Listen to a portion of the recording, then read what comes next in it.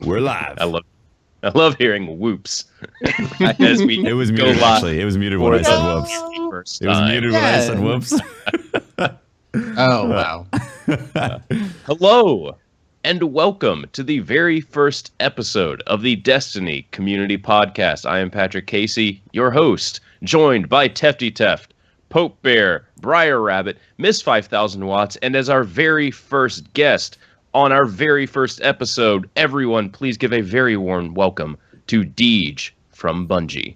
Yay, Deej! Can only get better from here. Thank you for coming on, Deej. Yo, thank you so much, Deej. Can only get better from here, friends, but thanks for having me. Unless, absolutely. Of course, Skype crashes. You know, and we apologize, everybody who's showing up to watch us on our first episode.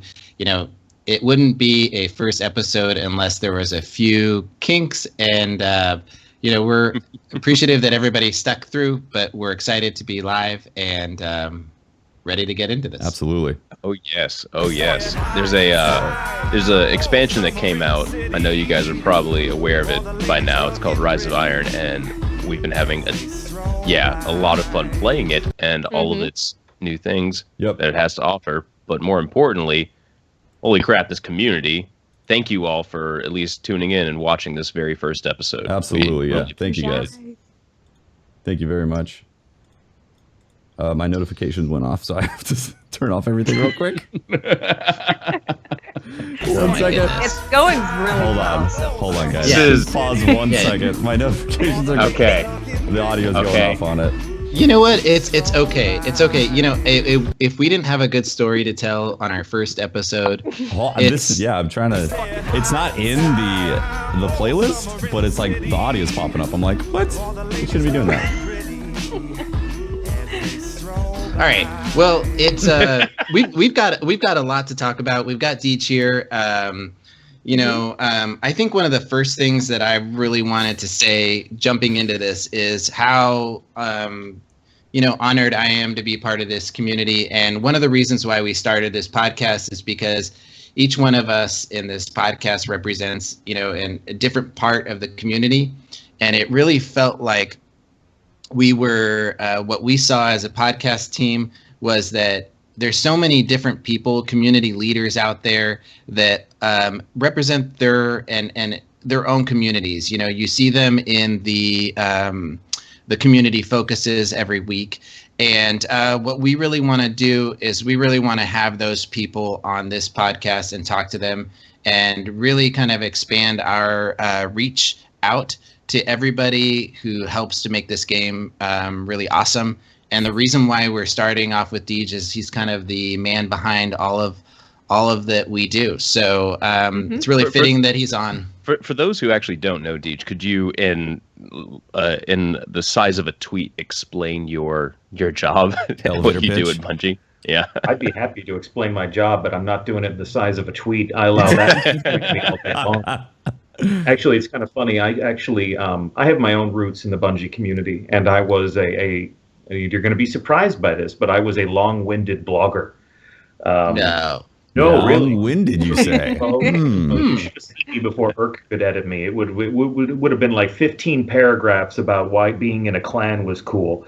They were these agonizing diary entries, but they did lead thoughtful, people to our website to join our clan. But the funny thing is, I can talk to the guy who makes our Vidocs, Jim McQuillan, in the Fish Tank. He's the leader of our VisD team, like visual identity, visual design. Bungie has a very heavy hand in telling our own story and sort of cultivating our own identity as creators and artists and developers and entertainers. And we were joking around one day, and he was, a documentary filmmaker prior to coming to Bungie. And I was a blogger who could write as much as I wanted to write. And one day we were having a conversation about, what can we say in a tweet if I also need to leave room for the Instagram video URL? And I said, look at us, you're a world-class documentary filmmaker, I'm a blogger, and we're trying to fit an important message about our brand to this enthusiastic community in the size of 7 seconds of video and 140 characters. And it's just funny how over time communication just gets boiled down almost in a crucible, if you will, so that everybody's nickname is one syllable. Yeah. You know, it's Pope, or it's Deej, or it's Watts, or it's Holtz, or it's, you know, it's whatever, Teft. You know, we are just compressing our ideas and our feelings into these tiny, tiny little snippets, which is why I think a podcast is still a great thing. Yeah. I'm sorry that I couldn't show up with my actual face today. I had my own Skype technical difficulties, but it's nice when people can actually gather together and have a conversation like this. And that's circling back to your original question. What I do is enabling the conversation between anybody who loves Destiny and anyone else, and that includes conversations between people in the community. You know, even using our own blog, the community focus articles are an opportunity to say, if you love Destiny, here's somebody who's providing a service to people and helping them love that hobby. Go check these people out.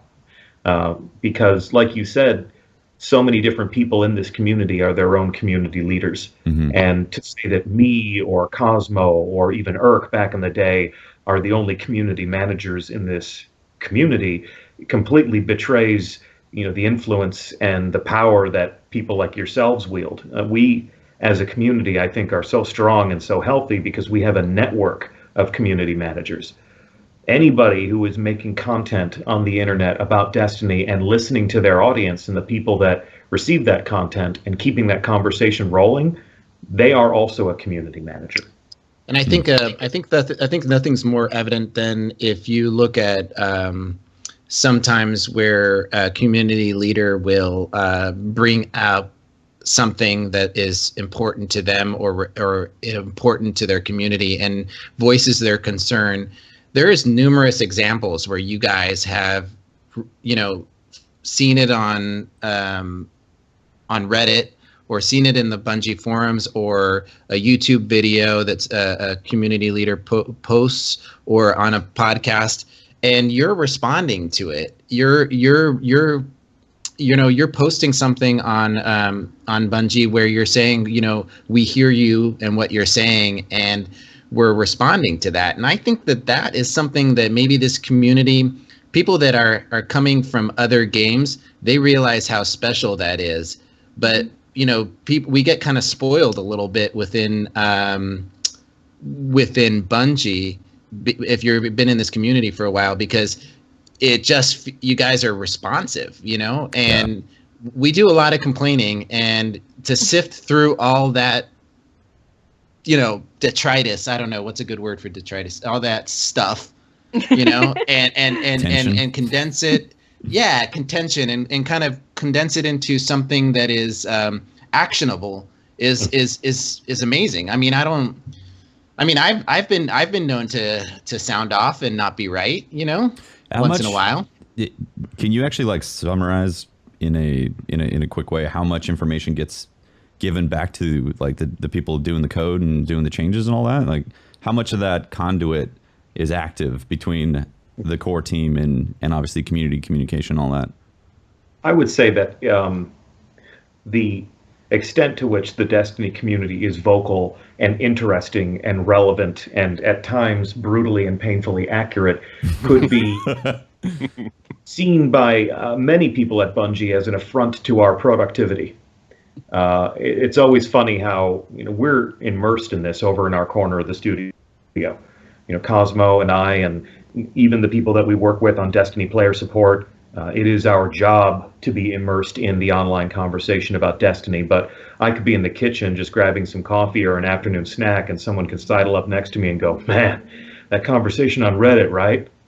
And we'll say, "Yeah, yeah, absolutely." So I think you'd be surprised how many people at Bungie read Reddit. How many people at Bungie are, you know, constantly monitoring one of you on a stream while you play. You know, even if, you know, each of us has 2 or 3 monitors, so someone could be writing code and you're literally keeping them company. And when I first came to Bungie, we have a program at Bungie where you can take new people out to lunch and the company covers your first lunch together. And it's a really important ritual where you get to build bonds of friendship or understanding with the new people on that team, because we're all working together. There are a lot of us. Destiny is a big game, and we need to really have a good sense of what we do and the different types of value that we bring to the creative process. And I remember one time there was an engineer, very technical person who was immersed in long-form MMOs and had never played a lot of Halo. And he said to me, I read your blog. I was a big fan of your blog when you were writing it. And I said, so if you're not playing Halo and you're an engineer and you're not interested in clans or multiplayer culture, why on earth were you reading my blog? And he said to me, well, it acquainted me with what we were actually working on. Interesting. And anybody who creates a thing, you know, when you're creating a podcast, you're thinking, I hope people listen to this. I hope they like it. I hope they get a deeper sense of understanding of how cool this community is, or who the people at Bungie are, or who I am and what I love about this. I mean, you think about your audience. You think about who out there is going to experience the content that you're creating. We're exactly the same way. So one of the things that we do find is, you know, the little guy, you know, the everyman player out there tends to feel a little diminished by, you know, the specter of the streamer or the YouTuber with hundreds of thousands of subscribers, or the person on Twitter who has, you know, tens of thousands of followers. And their question is, how do I get heard? You know, how does Bungie understand how I feel about the game? And to those people, we say, every time you play, every time you select an activity from the director, every time you equip a helmet or a weapon, every time you use a super, every time you throw a grenade instead of reaching for a melee punch, we see you and we log your data, and we know, when we look at the entire population of Guardians, exactly what is most popular, or transversely least popular in Destiny. And speaking of that specifically, though, Deej, you know, so you brought Cosmo on board, right? Yeah. And wasn't there a purpose for that? Isn't there like a you know, looking at data that is available within the game and making it something that, and the community team, it seems like after, I don't know, right about when he came on, it's like there was more conversations directly at the developer teams. Am I right about that? It just It seems like you guys are funneling that metadata into the developers themselves. Well, there's different people that use the data in different ways. We have Bungie user research, we have player analytics. They're the ones that can give us the data that we can extrapolate from the entire player base. We can say, here's the most popular primary weapon, here's the most popular activity, here's how many people have finished the raid, here's how many people have not finished the story missions. And we can start to understand all up what the people in Destiny are doing and how they're spending their time. In terms of the hearts and minds, in terms of the actual anecdotes and war stories and the personal details, that's something that Cosmo has really demonstrated a knack for. And I think it's pretty obvious, you know, when he worked with that team of people to build the Destiny the Game subreddit, he created an incredibly influential hub for the community. Obviously, Bungie.net is the place where anyone can go and debate the finer points of the game. They can join a clan, they can check their stats, they can manage their gear. But as each of you can attest, there are certain breeds of gamers that desire their own cool table. We have millions of unique gamers to access Bungie.net all the time. And I think it's easier for people to forge a specific type of identity in a smaller group, which is why we don't let our clans be thousands of members large also. That's right. You know, 100 gamers or less is going to feel like a family. Yeah. And smaller groups of gamers is a place where everyone can kind of find their own voice. And Cosmo, twice a month, will take all the things he's reading on Reddit, on Bungie.net, on Twitter. You take the general consensus and create an exhaustive report that he sends out to every single person at Bungie. If you can imagine how stressful that is, I'm now going to represent the general consensus of millions of people and send it to hundreds of people, which represents their life's work. And he sits at the nexus of that conversation and really manages the feedback loop for us from a conversational standpoint. And like I said, the many people at Bungie have their own places, their own favorite places to go and read or listen or even interact. If you have LFG'd a raid, you could have played that raid with a member of the design team. They don't raise their hand on the internet and say, I work for Bungie, please appreciate me, because they like that incognito experience. Yeah. Incognito. Oh, and that, I know that for a fact. I mean, I've had the wonderful opportunity of getting to meet a lot of Bungie design team members. I did back in the, I still do it now, but it was even more back with the Dads of Destiny. We did a, Dads Give Back, and we had a whole thing where we were running Bungie devs through the raid, and for the first time, some of them, because they were so working on the game that they never had a chance to play, so we would Sherpa them through the raid, and I got to meet a lot of them, and so subsequently, playing with them afterwards, they would join me and just say, hey, just don't mention that I'm a Bungie employee, and they want to hear the unfettered conversations that happen. Right.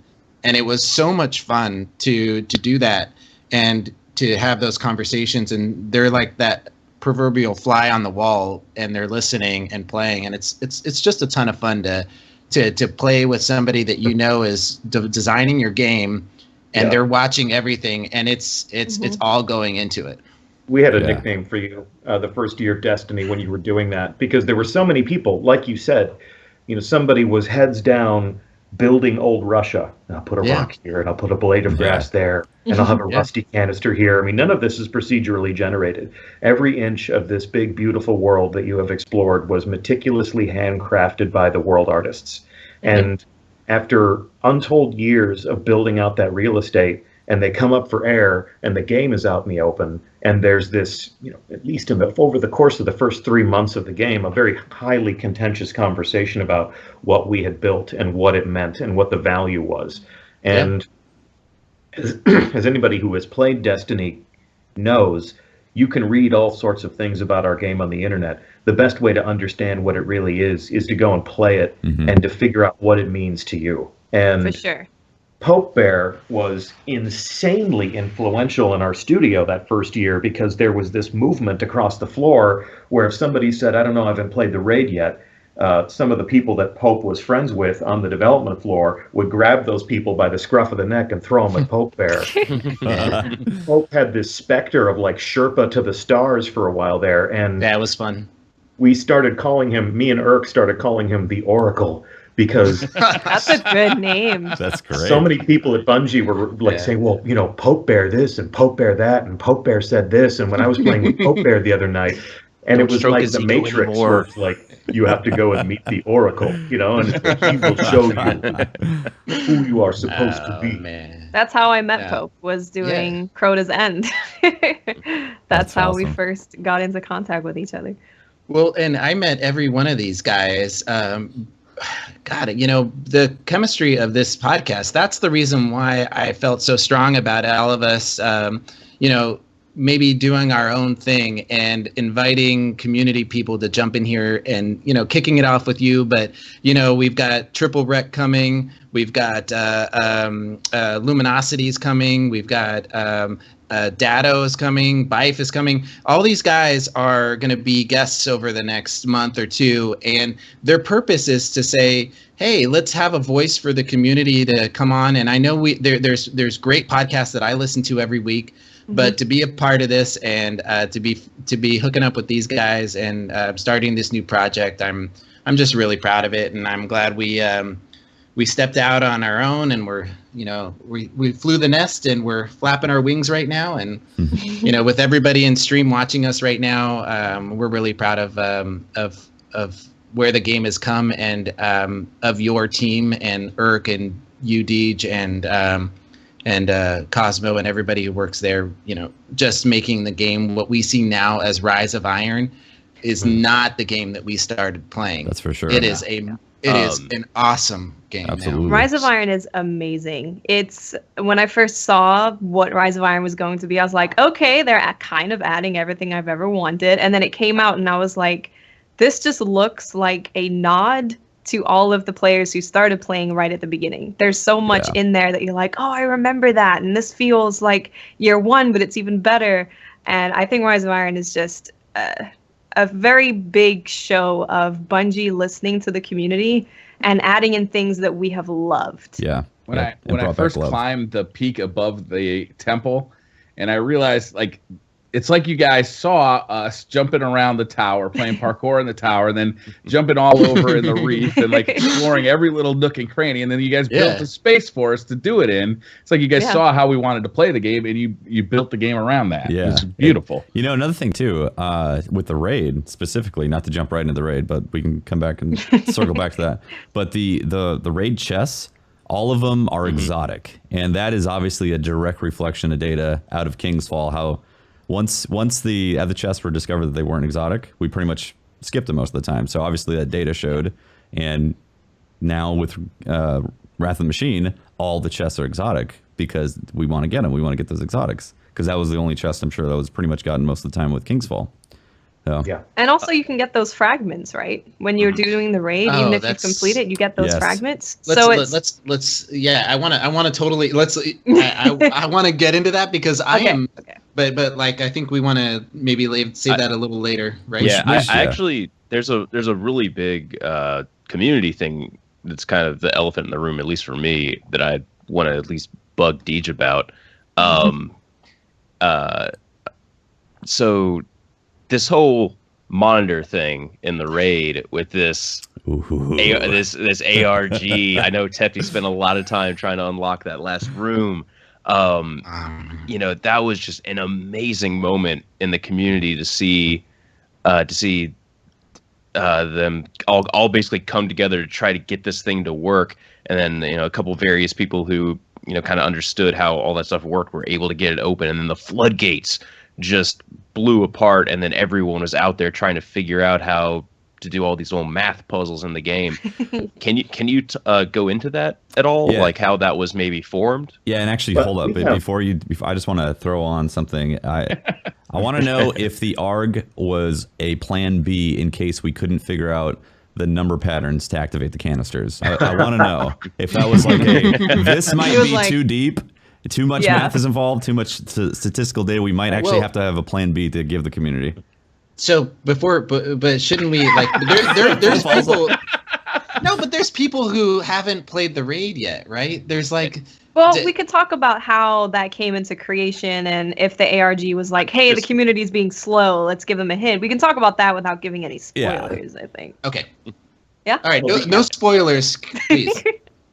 So yeah, I mean, and even ARG is pretty inside baseball. You know, like augmented reality game, alternate reality game, whichever acronym you prefer. But we have a pretty deep culture of you know, riddles and ciphers and puzzles at Bungie, and even the way we revealed Destiny was if you remember the Alpha Lupi arc, and you know, we've got these brilliant engineers who make these, you know, fantasies and these worlds that we can explore out of math. And, you know, it's an art and a science that I don't understand. And when they put their minds to creating a puzzle and creating a mystery, it's a pretty deep rabbit hole, and they love it. And when we talk about things like the pentathlon, you know, the pentathlon is a day when we at Bungie get to connect to each other as gamers.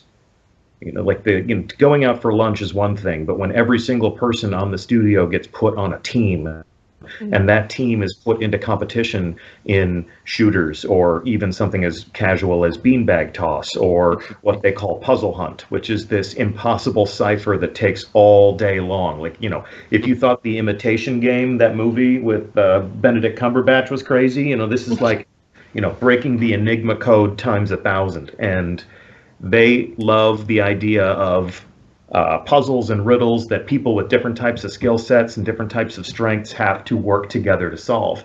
And when we produce something like an ARG, even if it's something similar to Owl Sector, that's us sort of welcoming you a little deeper into the creative process.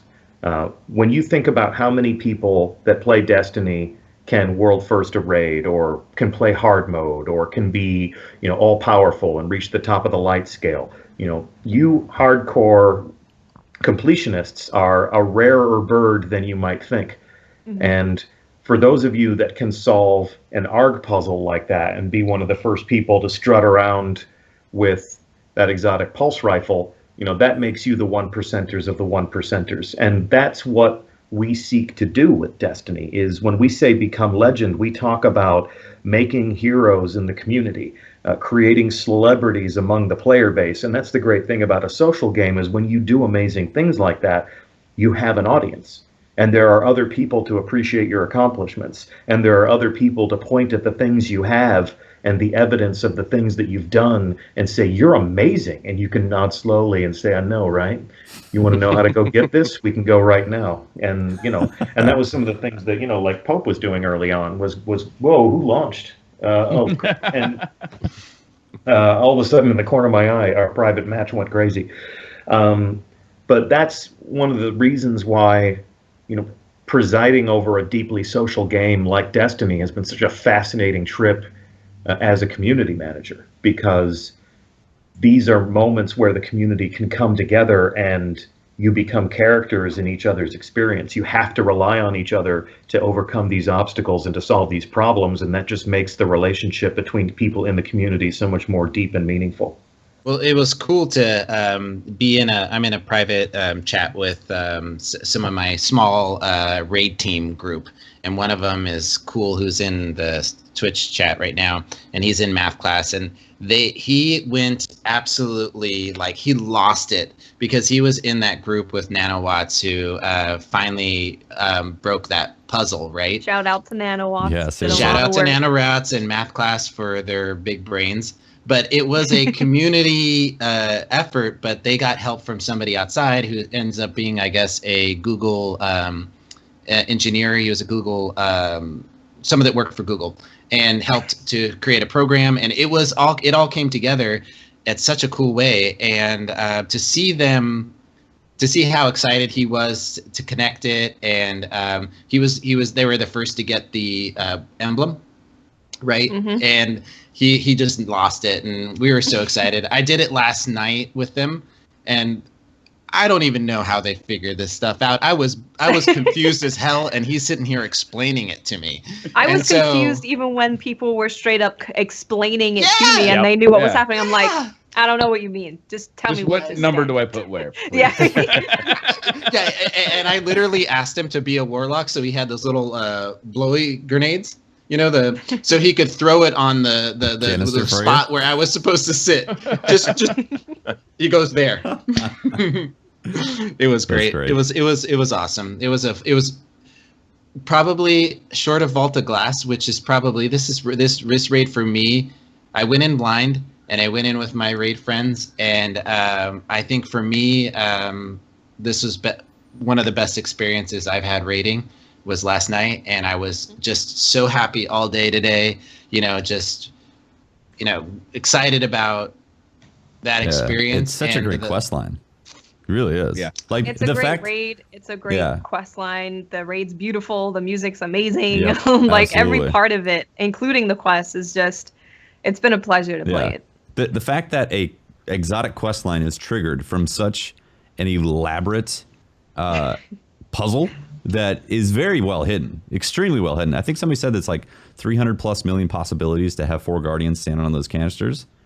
So like to brute force that is like you're gonna be there for an insane amount of time. Like it's an incredible puzzle, and then to top it off, an incredible quest line that I thought was phenomenal. Mm.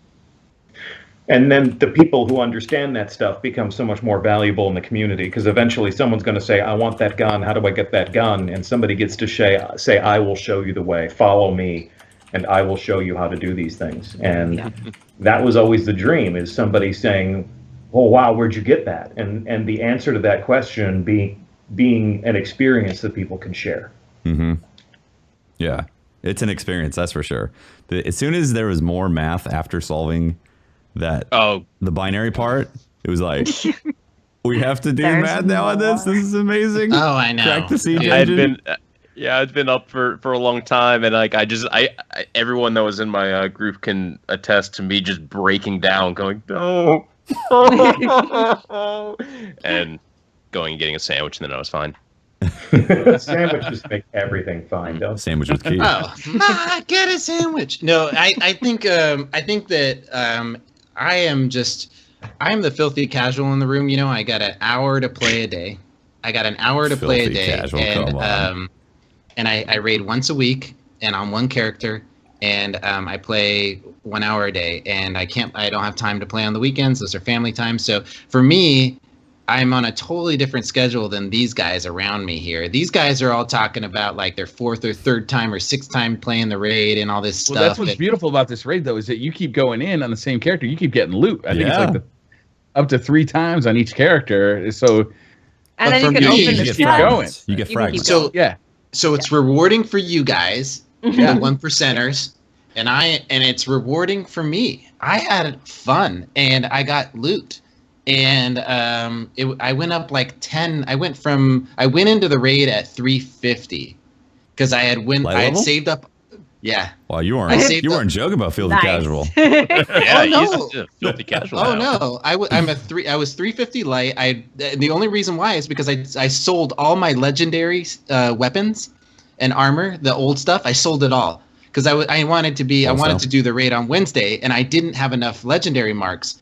So I went to the Fellwinter's Peak, and I sold all my stuff, and I bought I went to the tower and I bought the legendary gear at 350, right? Yep. Because you can buy it, the Vanguard gear, and I bought it all at 350, and then infused my gear so it would be 350. That's how I reached 350, and so I must have to get to raid dismantled. Yeah, like that day. That day. Damn. I needed so I must have That's pretty dismantled. serious. I mean, when I used to play a lot, I had a lot of stuff, right? How many god rolls did you dismantle in the process? So Yeah. you're putting So a lot I- of really good rolls back into the pool for everyone else. Right. To get. Just so you know, Patrick, I have a video that I'm going Please to don't tweet tell out me. to you. No. I don't want it. I have a video where I'm dismantling for the marks 4 perfectly rolled zombie apocalypses. I just go through and I go bloop, bloop, bloop, bloop, and then I cut the video. Oh my god. Unbelievable. I think you've upset him, Pope. Nah, he'll be back. Maybe. Right. How did I don't the know. raid go on your end? When you guys were watching the raid, were you excited to see how people were figuring it out? What did it look like from watching it from the Bungie perspective? There's a hush that falls across the entire development floor. We project different streams up on the wall. That's the best way to get real-time feedback on an event that we just launched, is to watch it played live and to understand where people are going to wipe or how quickly they can figure out the mechanics, and then everybody's sort of placing their bets. Based on how fast they went through the first couple of mechanics, I anticipate that this will be done by 1 or 2:30 or 3:47. People are looking at streams trying to figure out if they should go to lunch. I don't want them to beat it while I'm at lunch, or maybe I should just it's not the most productive day in our studio unless you count What a great truly problem to have. understanding what we've made through the eyes of the player. I think there's really no substitution for that, and we are enormously fortunate as a company to have such ready access to really good insights and really good understanding for how people feel about the things that we create. There's companies out there who, maybe they make a beverage or maybe they make a snack and they load that stuff onto a truck in a loading dock, and that truck goes out into the world. Who's going to consume that stuff, and who are they, and what do they think, and where do we fit into their life? And these are things that those companies aren't ever going to know. And what you call complaining, any other company would call consumer insights. And these are things that big companies pay millions of dollars to understand every year. At Bungie, all we have to do is read the forum, and the news isn't always going to be good. But if that's all you're interested in is good news, you're never going to make anything amazing. You're never going to make anything truly meaningful to anybody. And that's why, we're thrilled and we're flattered when you say that you like Rise of Iron and you feel like it's a measure of us listening to the community. Because I can say shit like that all day. No. We're totally listening. But if you're listening and it's not having any impact, then it's just being aware, and that's even worse. Like, I know how you feel. I'm aware of what this means to you, but I'm not going to act on that. And when Watts says it really feels like this is an elaboration on the things that we've talked about or the things we've experienced, or even it's obvious that you took a look at the data and you understand how people behave in the world of the game. That is a huge part of our creative process. A good relationship with the player is an important part of how we make games and how we make decisions as creators. And I say we because my email concludes with Bungie.com, but really on the community team, we don't make the game. People at Bungie would tell us that we're developers because we impact the creative process, and I appreciate it when they say that, but it's almost out of a certain level of respect for the privilege that we have of serving the community that I try to remind myself that we're here to kind of be a player and a developer, but neither at the same time. We're both and we're neither, because we play the game, we mix it up, we play shoulder to shoulder with the community, we listen to the stories, and yes, we know things and we understand things because we're in the building at Bungie, but it's kind of like being a man without a country, because I can't make these video games and I can't play them the way you do.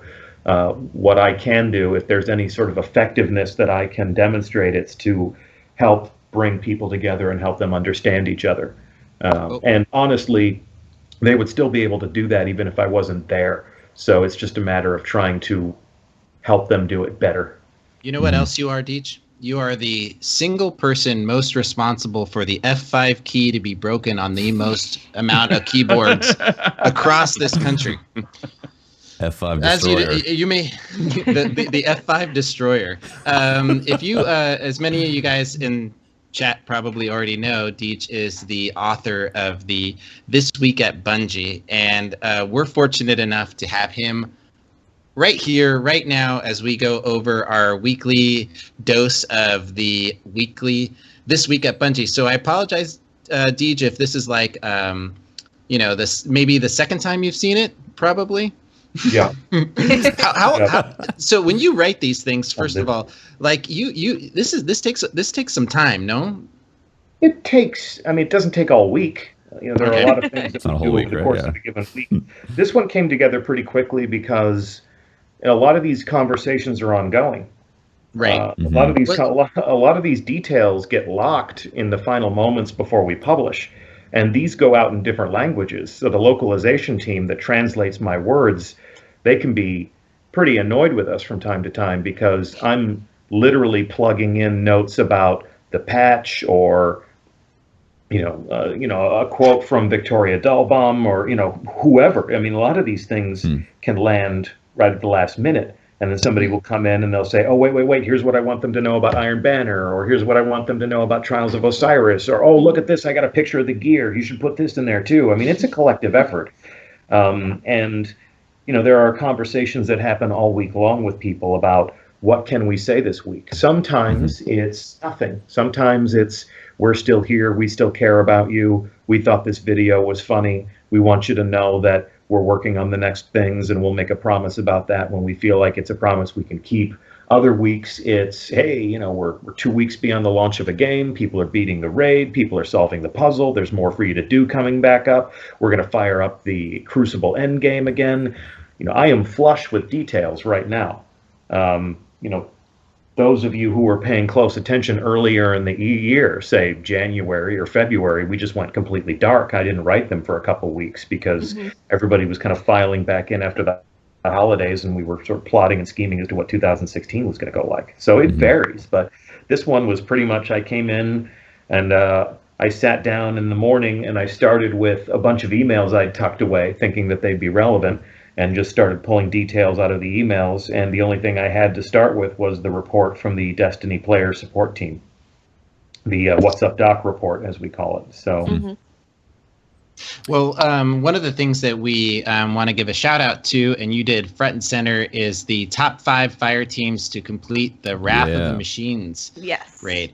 And the first team can, I don't have it up. Can somebody read the names of the first I believe it was Team Redeem with Team Redeem, Error, Magnetic Rubber, Modern Tryhard, Private Nuclear, Sneed, and Flesh Crunch. Nice names. What a bunch of nice names. Those are awesome. And so, what classes were there? What, but better yet, what class was not present? Ooh, was there no Deej warlocks? going to speak. I'm right here.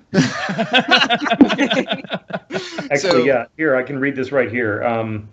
They said, our team consisted of 4 Titans, those being Modern Tryhard, Tfue, Error, and Magnetic Rubber, and 2 Hunters, Private Nuclear, and Flesh Crunch. So I hear Titan and I hear Hunter. Yep. And then Cosmo says, more proof that Hunters and Titans are the best. And then, there was his next question, and I tucked in underneath editor's note. Cosmo phrased this question in such a way to make me mad. Yeah, it's awesome. It's awesome that the raid finally gives an opportunity for the best class in the game to shine. And no, I mean, honestly, I think this raid really needed this raid needed a mixed team. But the jumping in the game, I was playing yesterday with Urk, who was on a warlock, and it seems almost like the raid was designed as an anti-warlock jumping raid. As it should be. Please give the design team my kudos. It's fantastic. That second jumping monitor, is fine. That second monitor is brutal as a warlock. Brutal. It is. You have to jump through really the little. is. You have to the little diagonals. You have to time that perfectly It's to hard. hit. Oh my god, it's a pain in the ass. I was trying to do it. One of my raid team who was on a Titan had to come back and do it. And I was like, I can't jump through the hole. When I'm a warlock, I'm like, Hunter or Titan has to do this. I'm not doing it. I'm gonna drive myself crazy. It's so painful. Oh my god. Well, what I thought was that how you were walking your way through the wall, the kind of like you could get lost where you were going. It just really felt like it made it feel like this wasn't so linear and that it was expansive in this great area and you had to work as a team to get through it. I don't know. I had a ton of fun. Oh, I had a blast. So what did they with do it? How fast did they do it? How fast? As a world first. I think it Did they say that here? Was it? I think it was like 2 hours, 2 hours, 40 minutes, something like Yeah, that. I remember the 20, clocking somewhere at 2:40. Yeah. All right. Sounds something Well, like that. Yeah. and we have something else, right? That is I don't know, Miss Watts, you kind of looking forward to that's happening. I don't know, maybe tomorrow. Yes, it's the highlight of my year, probably. Mm-hmm. What, my birthday? Your birthday? Holtz? It's He's turning 21. He's going to be able to drink. Amazing. Oh my goodness. It is Patrick's birthday tomorrow, which is really funny because it was Dado's birthday when the raid came out, and it's Patrick's birthday when Trials comes out. It's so fitting. Dada's a PvE guy. I'm a PvP guy. Yeah, the Destiny world is coming together. But Trials of Osiris is returning tomorrow at 10 a.m. Pacific, and there's some super cool armor that you can get, like crazy cool. And also you're going to be able to get ornaments by going flawless, which the ornaments are amazing. Okay. They are can't pink and beautiful. And I better get the cape or I will complain for a long time.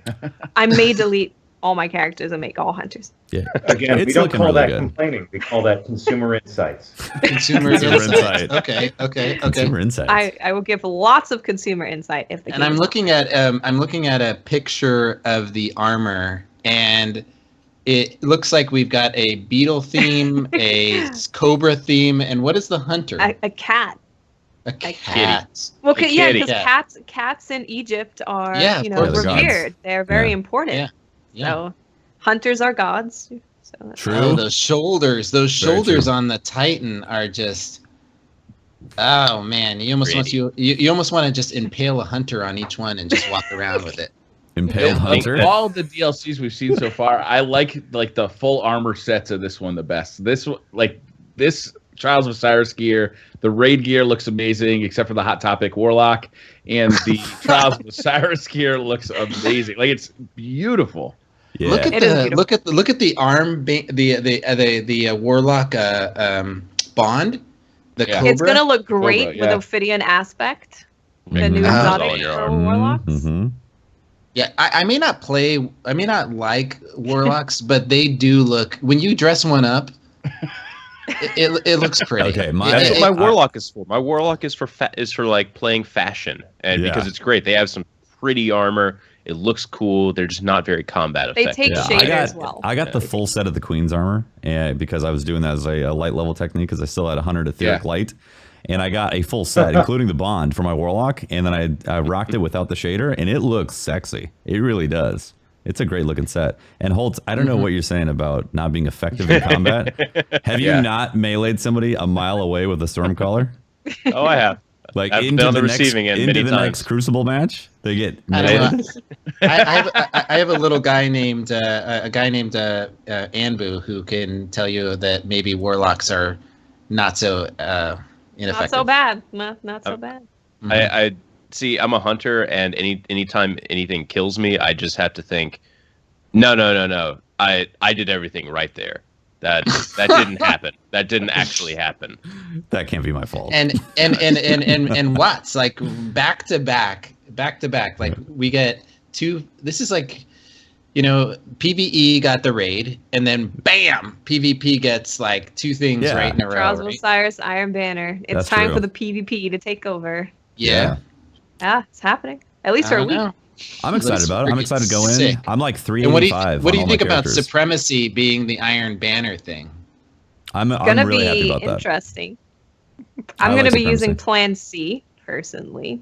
Really?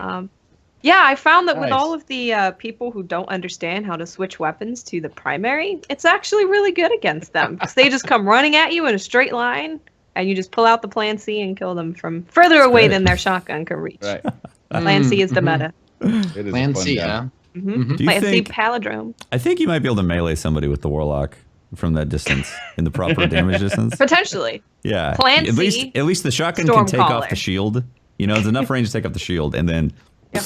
bzz, Be So great. that starts Tuesday, October 4th at 10 a.m. And it's Supremacy, which if you guys haven't played, it is like, Briar, what is it? It's like Call of Duty's Kill Kill confirmed. confirmed. Kill Confirmed, right? And Yeah. have you guys has everybody had a chance, Briar? Have you had a chance to play it? Mm-hmm. Yeah, it's fun as hell. It Yeah. really is. It's fun, yeah. It cuts down on the camp, and everybody's got to be mobile to score. It creates a lot of movement and chaos and fun. It's a fun push-pull type of game mode, because Yeah. every time you die or get a kill, there's immediately an objective spawned.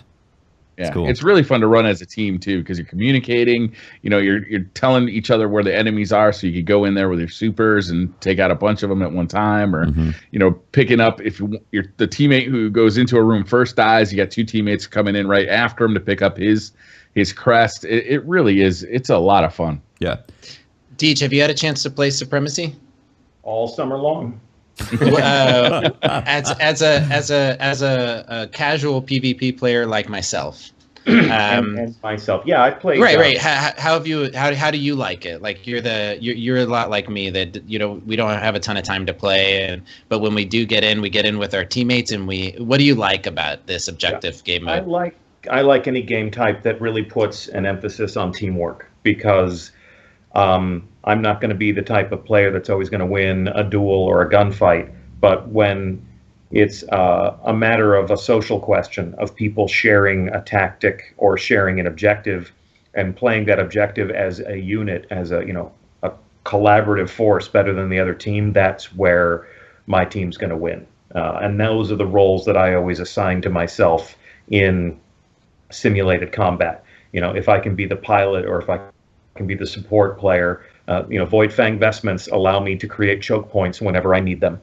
I have void field grenades so that I can say this door is now off limits to you unless you want to come through hurt. And that's the way I play, is to support other people's activities. So Rift or Supremacy or games that really put the emphasis on collective decision making more than 1v1 combat are the things that I like. I can be the lead scorer on my team playing Rift, and that's the only time I ever really get to do that. And there may be people listening who say, well, yeah, I mean, anybody who hogs the spark can be the lead scorer. But I think there's also an art form to making sure that you have people out front paving the road, and if they meet resistance, and that that resistance comes at the cost of leaving a flank exposed, and you can swing that way and take advantage of that. These are the sorts of decision making that I think are my strong suit as a player, more so than being able to dance around and win a gunfight. So Supremacy's been great simply because you have to understand how to stick together but not bunch up so much that one rocket results in your entire team being knocked out. And if there's a sniper that wants to hang back and just pick people off the battlefield, if they're not working with someone to actually collect those crests, it's as if it never happened. That's right. And I'm a big fan of getting sniped and it not counting. Yeah. Well, I the thing that I liked about it is being able to employ some tactics against super aggressive players, like Miss Watts is talking about, those guys that are just rushing in blindly. You can kill them, and nothing feels better to a shotgun rusher, than to sit there and watch them cause one of their teammates to die too. So it's like you just let them rush in and you kill them, and then you leave their tags there, and then you kill their teammates, and then it's just like saying, you know what, maybe you should try a better tactic, and it just feels more solid for me to like retribution. That's what you're feeling. Oh, I bait anytime there is a shotgun rusher that runs through a door, I bait the crap out of them on purpose. Because you they're gonna run. I care about that person's soul, and I'm trying to save it. Oh, I want them to cleanse them of the darkness of the shotgun I want rush. I want them to learn one Supremacy game at a time. That there's tactics in PvP, and let's at least in Supremacy, if you go in there and you die and you leave your tag for easily available for the other team to grab, you are a detriment to your team. So.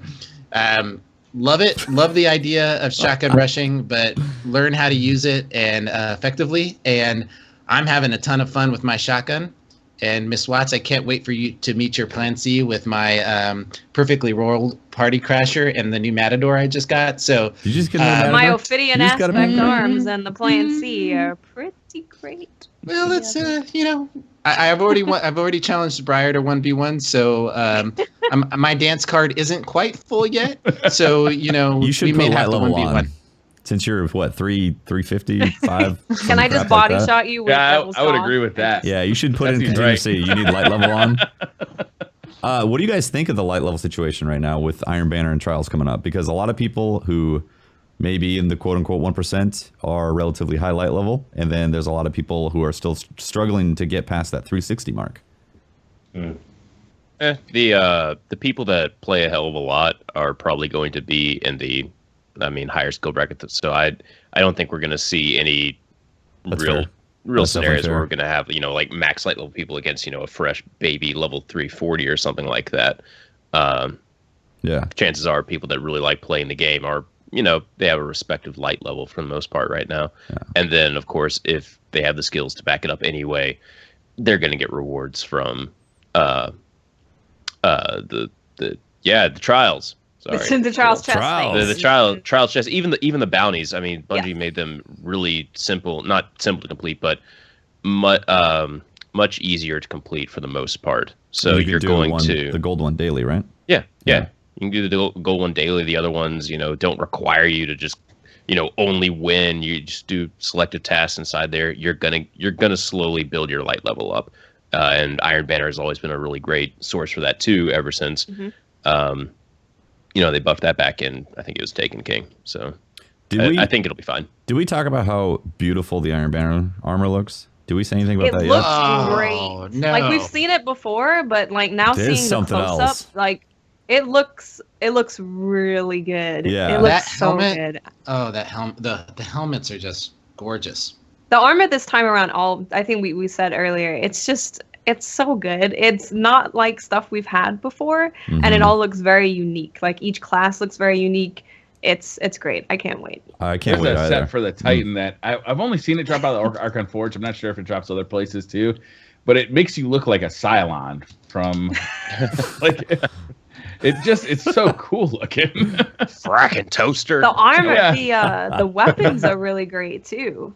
Yeah. Like do you see those Iron Banner weapons? Yeah, Because before they kind of looked like regular weapons, but with like an Iron Banner logo on it or whatever. But these are very uniquely Iron Banner. Yeah, I'm very excited about the rewards next week. Yeah. Yeah, it's gonna be great. And there's a lot of different ways to earn those rewards too. So I think, if people, I even used to think that. I'm like, I'm not going to play Iron Banner tonight. I can probably play Iron Banner 2 or 3 times while it runs. I'm going to wait until later on in the week when that tempered buff is going to make my time more valuable. Mm-hmm. And what was designed as something to help people catch up actually created an incentive for people to not try until later. So that's out. Trying to play so that you can get up to rank 3 or rank 5 to get your reward packages. That's out. Instead, we have more simple bounties. We have more opportunities to get rewards, different types of rewards. So it'll be interesting to see how it shakes out. Yeah. As always, whenever we stand up a brand new idea and invite millions of people to run at it at the same time, that's really when we're going to learn how it works. And that's where we're going to learn how smart we really are. But I think a lot of the thinking around Iron Banner this time around is interesting. It's definitely another reaction to how people have behaved or what they have said along the way. And we'll be listening. I'm sure that y'all will have plenty to say about it, as you always do, which is why you're valuable to us. I will try not to go on too many I hate shotgun rants on Twitter over the week. Don't. Guys like me love shotguns. And you know what? You need guys like me in this community to lay down in front of your expert rifleman fire. So you get rid of shotguns. Yeah, cannon fodder. Get rid of shotguns in Destiny, you get rid of guys like me. And you need the lambs. You need the lambs to serve as food for your wolf. I think that's what a lot of people, warriors of the Crucible, fail to understand, is a lot of the things that Destiny does is to appeal to a wide player base. Sure. And, if Destiny was only for the 1%ers, then you'd lose 99% of your community. And who would watch your Twitch stream then? That's 100% fair. Yeah, 100% fair. Yeah, no, the game definitely needs to appeal to everyone. It needs to be fun for everyone. Yeah, you know what? Shout out to Victor, who I met today while Memes and I were eating dinner. He said that his son got him into Destiny, and that's awesome. That's one of the really cool. He watched. He's a fan. He watches all the content, and it's a reminder that it really is a broad community and inclusive of all skill levels. Because his son got him into it, and now it's a family thing. And I know tons of stories of like families that game together because of Destiny. And it would be pretty difficult if it was catered to just the 1% in the community. On Bungie.net one time, Cosmo interviewed a guy who was 76 years old. Yes. Yeah. That interview? Yeah. And we got the interview back from him, and we replied back, and we were like, there's a huge portion in this interview where you're thanking us for skill-based matchmaking. And if we publish this is kind of a sensitive issue right now. You could have a lot of people on the internet saying mean things about you. And he replied back to us and basically laughing at us. And he was like, boys, I ran my own company for 30 years. We're like, fair enough, you're right. Oh, my goodness. Yeah, it's definitely a big part of what I'm starting to realize now that I play a lot less is that when I jump in, I'm getting my ass handed to me. And I'm waiting for me to be dropped down a couple brackets in the your SPM in the BBB. Oh yeah, I let my son play on my account for a day, just to hopefully drop it down a little, and because I didn't have time to play, and he was going to play on the weekend, so I said, here's the controller, let's go, get me to where I want to be. You better watch out, Poe. Where I want to be. That's gonna flip pretty soon. Yeah, I know. That delta is gonna cross, and suddenly, he's gonna be carrying you in trials. Oh, and speaking about playing with your kids, I mean, I think it was so much fun playing Supremacy with him, where we were running together. I was talking to Paris, who is one of the guys on blanking on the name of the podcast that he's on. Gamertag Radio. Gamertag Radio. Thank you, Deej. Talking to him next week. Oh yeah, that's right. You're going to be a guest on his next week. So if you haven't checked out Gamertag Radio, it's another great podcast. And but Paris and he was sending out messages about how the great thing about playing with your son, and I've got that same experience. My son's 9, and we went into Supremacy, and we ran together as a team. We did call outs. We got each other's back. It was a ton of fun, and I hadn't had that experience with my son in a while, and just really had an awesome time. Yeah, that's really cool. Yeah. Briar, do you want to go through the text of the Supremacy on? The changes? Yeah. All right, so that you mentioned that you get to play when you want to play. So it doesn't matter if you play on the opening day on Tuesday or the following Monday. You still get the same amount of rep while you play. There are now 4 weekly bounties. Bounty rewards include an Iron Banner item not featured on the vendor. Awesome. Cool. That's interesting. That's really cool because before we were always getting rewards that we could buy, and those were kind of the rewards that we were like, okay, that's what we're gonna get this time around. Maybe you'd be disappointed because you've already got it, or you were really wanting that other weapon or other piece of armor. So that's really cool. I like that change a lot. Yeah, I'm looking forward to that. I'm really excited about popping those bounties now. Yep. Right? Yep. Chance at an Iron Banner artifact or vanity item. It's going to be useful. 25 legendary marks. And 700 Iron Banner reputation. Yeah. It's a good amount. 750. Yeah. Yeah. That's a big change. Victory in a match grants 250 reputation, and Iron Medallions grant 150 reputation each upon victory. Oh, I got a head start. I already have one of those. Yeah. I have one of my characters. That's great. Awesome. I have not leveled up my Xbox account yet, and I actually cracked it open today. And knowing that Iron Banner's coming to next week, I'm like, oh no, I gotta get this leveling going. And something that I wanted to do last night was, or I was thinking about doing, was jumping into that Omnigul strike.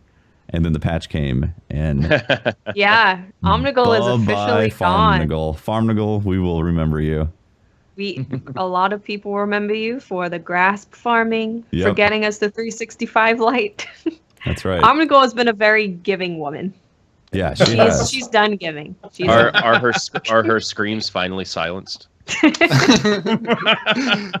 are we gonna get a pile of like bones in there that say not enough screams were had to satisfy the community? Deej, hopefully this isn't going too far, but what was the overall the thought, or how did the team feel when they saw Omnigul getting farmed like Farmnigul? Like, was it disappointing, or was it like, oh, that's a really fascinating way of doing that? You can see, I think you can see how they felt in the changes that they deploy. In the patch notes. So they were disappointed. Yeah, how we feel, look to the patch notes. But, whenever we see somebody, we want Destiny to be a game that's fun. We want you to get together with your friends and do amazing things and be challenged by action and magnificent foes and different things to do. And when you do those things, you get rewards that satisfy you, that make you more powerful, that let you upgrade and customize your character.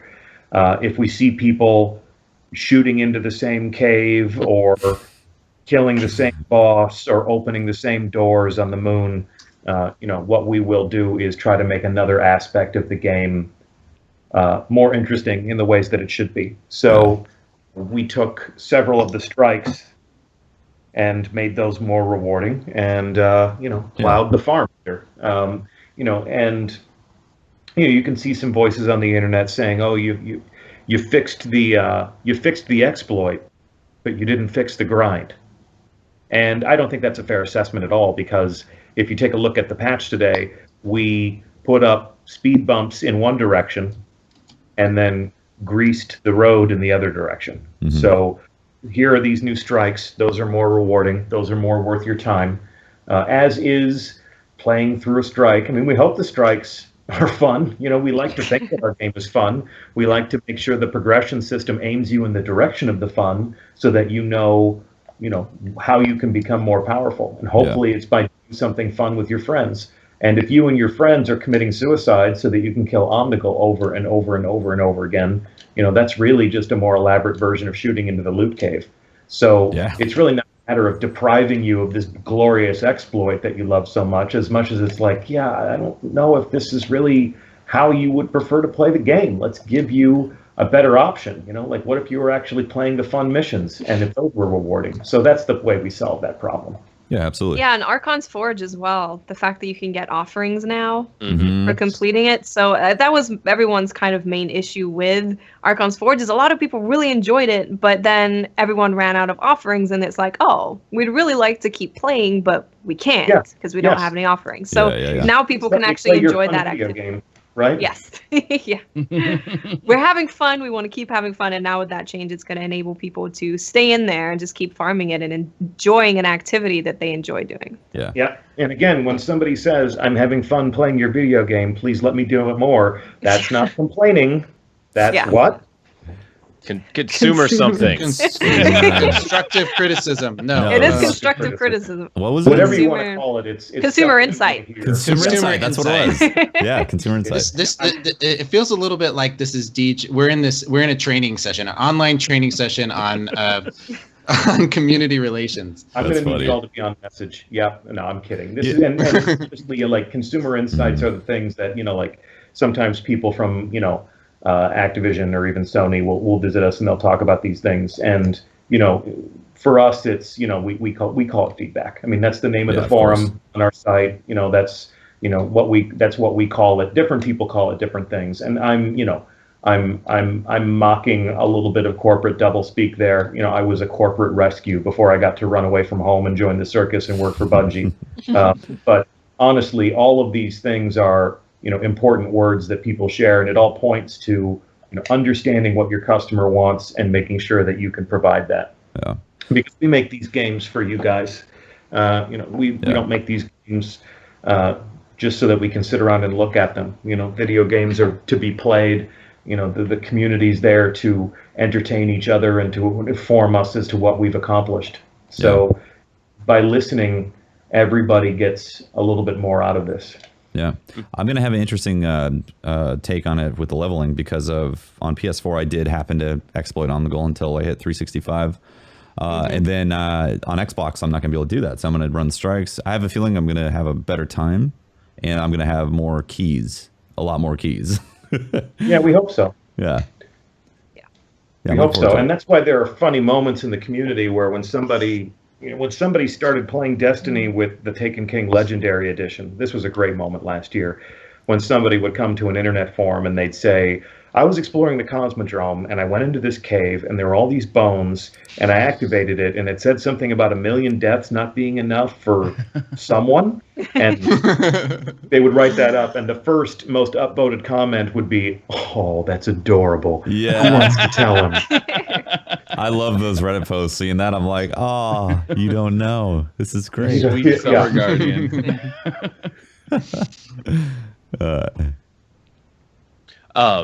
Do we want to move to some of the Twitter questions then?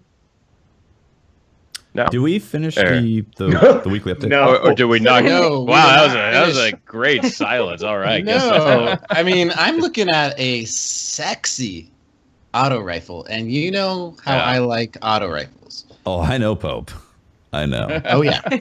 I remember the doctrine. Yes. My little doctrine, and then the Kvastov little thing I had last week, and now, I mean, that thing looks pretty.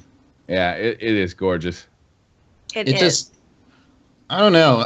It just looks like Mad Max-ish. I don't know if gorgeous is the thing, but it looks like it looks like this applies. is the gorgeous definitely gorgeous applies. applies. Absolutely. Yeah. That fur? Are you kidding me? Yeah. I mean, I may be rough and tough guy, but I like fur. I like a little twisted fur. wrought iron. I love everything about it. The blade on the top. love it. Oh, yeah. I can't They wait look to exotic. blade. Like the new Iron They Banner do. weapons look exotic, and I think that's really cool because this is all about the rise of Iron and these Iron Lords' weapons. The weapons that we are now using as an Iron Lord look really cool. Holding that auto rifle, the iron will be rising for sure. Now, this is A family podcast, Hope. I was being honest. Is it really? Is it really? I don't. All right, so the theme rolls through though. Which one's your favorite, guys? I mean, is it the shotgun, the auto? It's the sniper. The sniper, man. The sniper that big pike sticking out the front of it. I love the look of it. I love the sound of it. I love using it. I wish I could get it. Oh, it's great. Now hold up. I might be able to now. I don't know the difference here. So is the Iron Banner weapons also Archon Forge weapons? Is that the thing that's going on here? Are they the same? Believe so. Or I think so. Because you guys are talking about the sniper rifle, right? The sniper looks like it has the same design as the Iron Banner stuff that we're seeing. I'm not sure. Is it? I don't know. Help us. It's the shotgun looks the same. I mean, you could get the shotgun out of the book, and it looks the same as this one, except I think a different color. Is it different color? Is it different archetype? I haven't researched it, so I'm completely ignorant right now. So I was wondering. We will discover that together. Yeah, because I was wondering if the Archon Forge stuff is completely different because it looks same or similar, or if they are interchangeable. I don't know. They look, I'm gonna go out on a limb and say the stuff that you can get from Archon's Forge is the Iron Banner weapons. At least I'm pretty sure the sniper. I mean, come on, they have names like Saladin and. They do have Iron Lord names in them. Yeah. Well, Saladin. Are people able to get the Iron Banner armor in Archon's Forge? No. Because I saw a guy dropping into PvP that had the Titan or the. That's from the book. Oh, got it. Thank you. Yeah. The Iron Lord armor. Mm-hmm. That's from the book. All right. Because I didn't know this, and when I saw these, I was like, "Wait, are they connected?" And did I just not realize this whole time, or are they actually separate sets of armor and gear, or weapons and gear? I don't know. They look very similar. I don't know if they have different stats or if they just look slightly different, like the regular Trials weapons, for example, and then the Adept versions. Right. Like they're pretty much the same, but they look different. So I don't know. Yeah. Well, fascinating. I'm excited, and there's another piece here that before we I guess we transition to community questions. There's a little piece at the end about TwitchCon. Isn't that happening soon? Oh yeah, TwitchCon's tomorrow, right? Yes, tomorrow. Great. And so, Deej, are you guys sending anybody?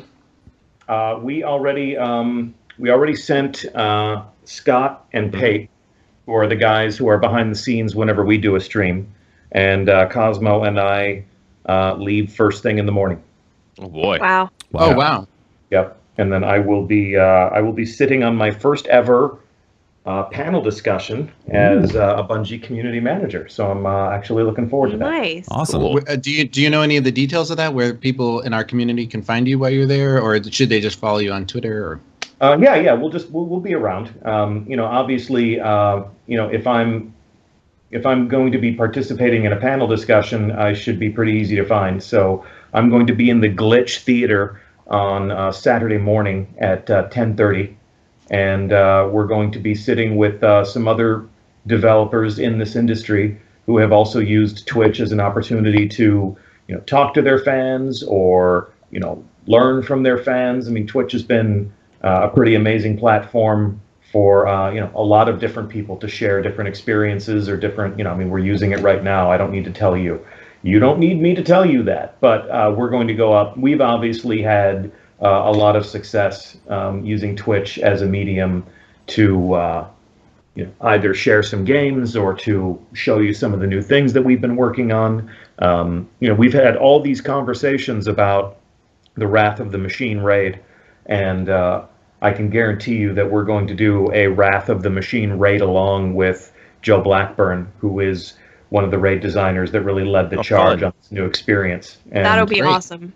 Yeah, and I think we'll do that after hard mode is over so that he doesn't have to be reserved. He can talk about, how we created these experiences and what our goals were and, all that cool stuff. And that's one of my favorite applications for Twitch is when we can put a face on the creative process. People who know who their community managers are, but in terms of the people who actually make the game, I think it's great when people get a sense of who those people are and what they're like and what they think about and how passionate they are, and just kind of creating that human touch, exposing people to that human element behind game development. Hard mode confirmed on Destiny Community Podcast. Yeah, hard mode confirmed, not dated, but confirmed, and we're getting one. It was also on the Bungie blog in This Week at Bungie. So make sure you read your blog, kids. So it's not world's first, but it's world's second. Yes. Top 10 at least. Top 10. Yeah. At least it was at least in the top 10 of places we talked about that. Right. Thank you. Woo.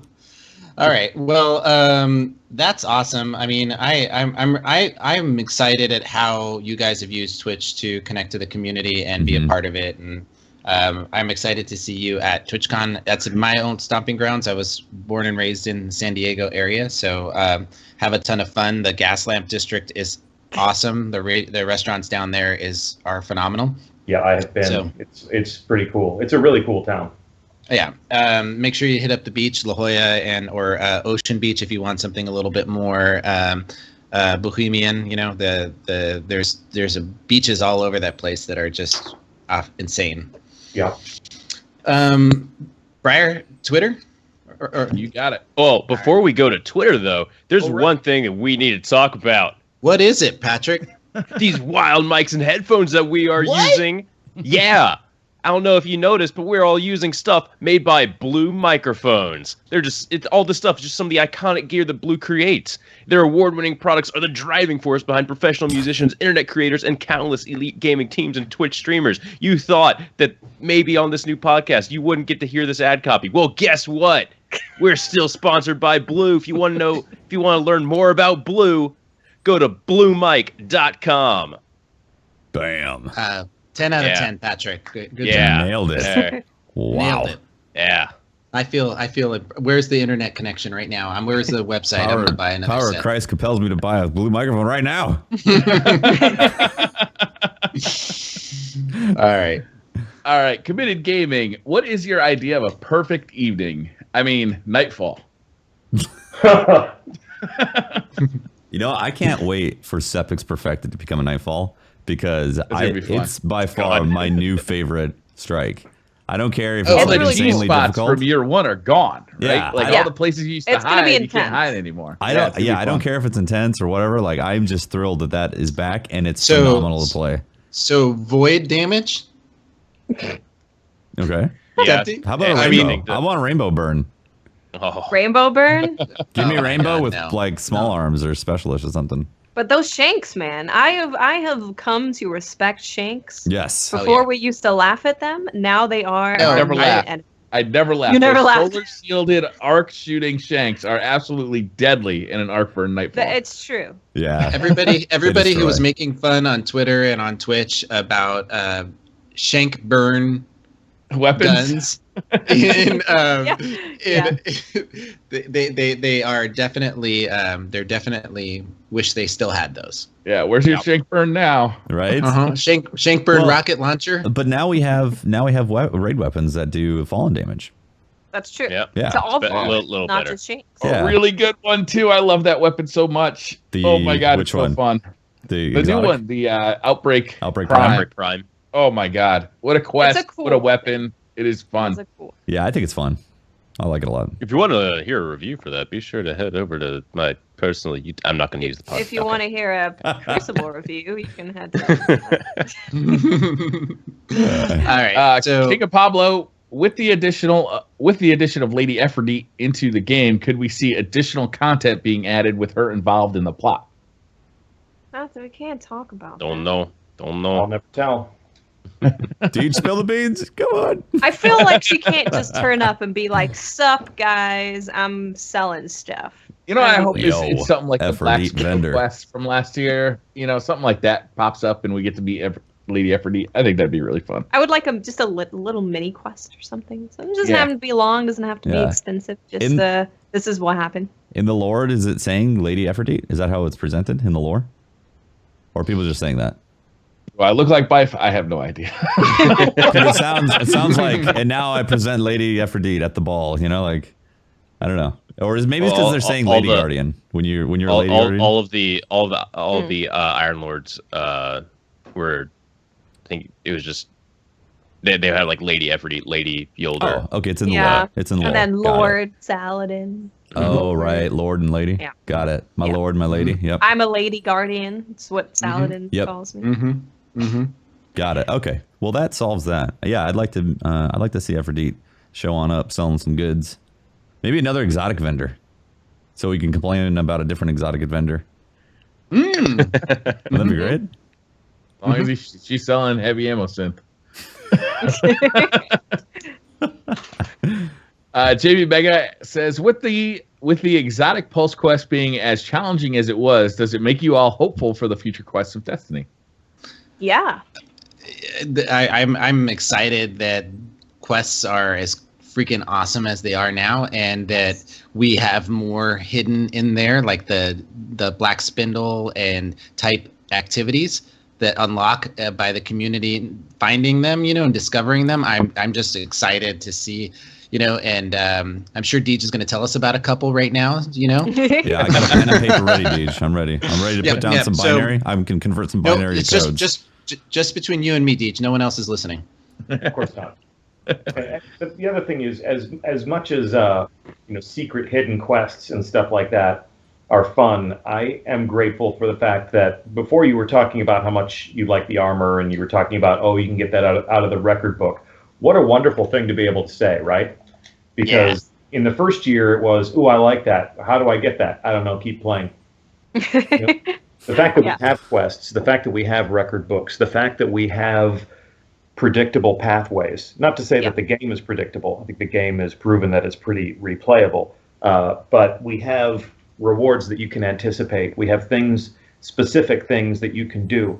And if somebody looks at the Iron Lord set and they say, I like that stuff, the fact that the record book is even kind of fun. You can page through it. It suggests to you different ways you can have fun with your video game. It tracks your progress. I just think it's such a great new convention, great connective tissue between a Guardian and the next thing that they should try to do. Because what we saw with Destiny in the first year was people finished the story and then it was like, well, what do I do now? I don't know. I guess I'll leave and never come back. I really like the fact that it continues to track your stuff as well. Like, it will track your best KD, and it will track how many tags you've collected in Supremacy. So it's a constant record book. It's not just a way to achieve the armor and weapons and stuff like that. And I do really like the fact that we can actively work towards something instead of being like, I gotta wait until this decides to be given to me. We can actually be like, okay, I know what I need to do. I know what steps I need to complete to get that thing that I really want. Yeah, nice. I think it's a lot of player frustration, which is always good in my world. Pack Devil. Oh, this one's anti-Deej. No, not Deej friendly here. Pack Devil, if PC rumor is true, do you think the Xbox crossplay or cross save will be available? Deej, you want to just jump right into this one? Okay. We've somehow lost connection to Deej. I guess like Skype crashed. So right. Yeah. I think that if we were to talk about what, in my view, anything that makes this community brings more people into this community is the better for me. I don't care if it's on PC or if it's on ColecoVision. Yeah, I really don't care. I mean, if a larger population is able to play the game that I love, I just I know there might be some fear about what happens when that happens. And maybe I could sit there and wonder what would happen if I walked out my door and got hit by a bus. I mean, there's a lot of what ifs. But one thing I know for a fact is that this community is pretty awesome, and an opportunity to expose more people to it. If that's the thing, then that's freaking cool. Yeah, I'm in the same boat with you, Pope. I think that if a large influx of players from PC happen, I think it's going to be for the better. And there's a lot of worries about what we have as a special community going away because of more people showing up. But that's not going to change. We're still going to be the core community is going to be awesome, and it's not going to shift away into some salt session about PC master race and all that, or hackers and things, keyboard and mouse invading everything. Like that's not the case, guys. It's going to be, I think it's going to be a better community if that does happen to be the case. So I agree. Yeah. Thoughts, Miss Watts? Yeah, I saw a lot of people being like, "Oh, competitive is definitely going to go to PC if it comes to PC," and that's not always true though. Like I don't think that's true. I mean, Call of Duty's a good Destiny example. started. Yeah, Yep. Call of Duty is an example. I mean, Halo. There was a Halo that was on PC, and that's always been largely. It's always been, but Destiny started as a console game. It grew its competitive community on a console. So I don't think that people need to really worry about it being focused on PC competitive gaming. I don't think that's really something that we need to worry about. A lot of concerns that I've seen are just mostly people being fearful of what they know changing. Yeah. Mm-hmm. It's just fear of the unknown, fear of change. But I think a community getting bigger is only better for us being within the community. You get more content creators, you get more streamers, you get more everything. People sharing the love amongst each other, and I don't think that's a bad thing personally. Yeah. I know some people are worried about the Twitch directory. Be like, oh no, rip the Twitch directory. It's like, no, it means even more activity. Why? There'd be more people on the directory, which means there'll be more people coming. And you know, some people, they'll go to maybe a streamer that they've known for a long time. They'll be like, you know what, let me just check out some other people playing this game to see what parts they're doing, to see if they're doing PvP. I want to watch PvP, or I want to watch someone do the raid. So more people in the directory means more people viewing all the people within the directory. That's how I see it anyway. Yep. Also, Xbox crossplay with PC would be awesome. It'd be awesome if we could share our characters among different platforms too. So I could take my PS4 character, play it on Xbox with my friends, or play it on PC with my other friends. That's my biggest thing. If we could, so because I would be one of those people that has 9 characters, and that would be rough. But yeah, if we could 6 narrow is that rough. down, 6 is rough already. If we 3 is rough. I have to go PvE on all 3 of them. if there was a transfer or system, or like it was localized in one database that then transferred between all the consoles and the PC format, that'd be phenomenal. And I know some people are like, well, you can't because of exclusives. Nah, there's ways to handle it. Just you can't use those if you're on that console that doesn't have the exclusive. But that's my hope. I really hope. James Hanzalik, concerned that the PvE activity will get old too quickly, or do you think we can expect some Black Spindle-esque surprises? If you've been following the Destiny subreddit today and been looking out at some of the glitches, or some of the like exploration glitches that people have been finding, I think there's going to be stuff to look forward to.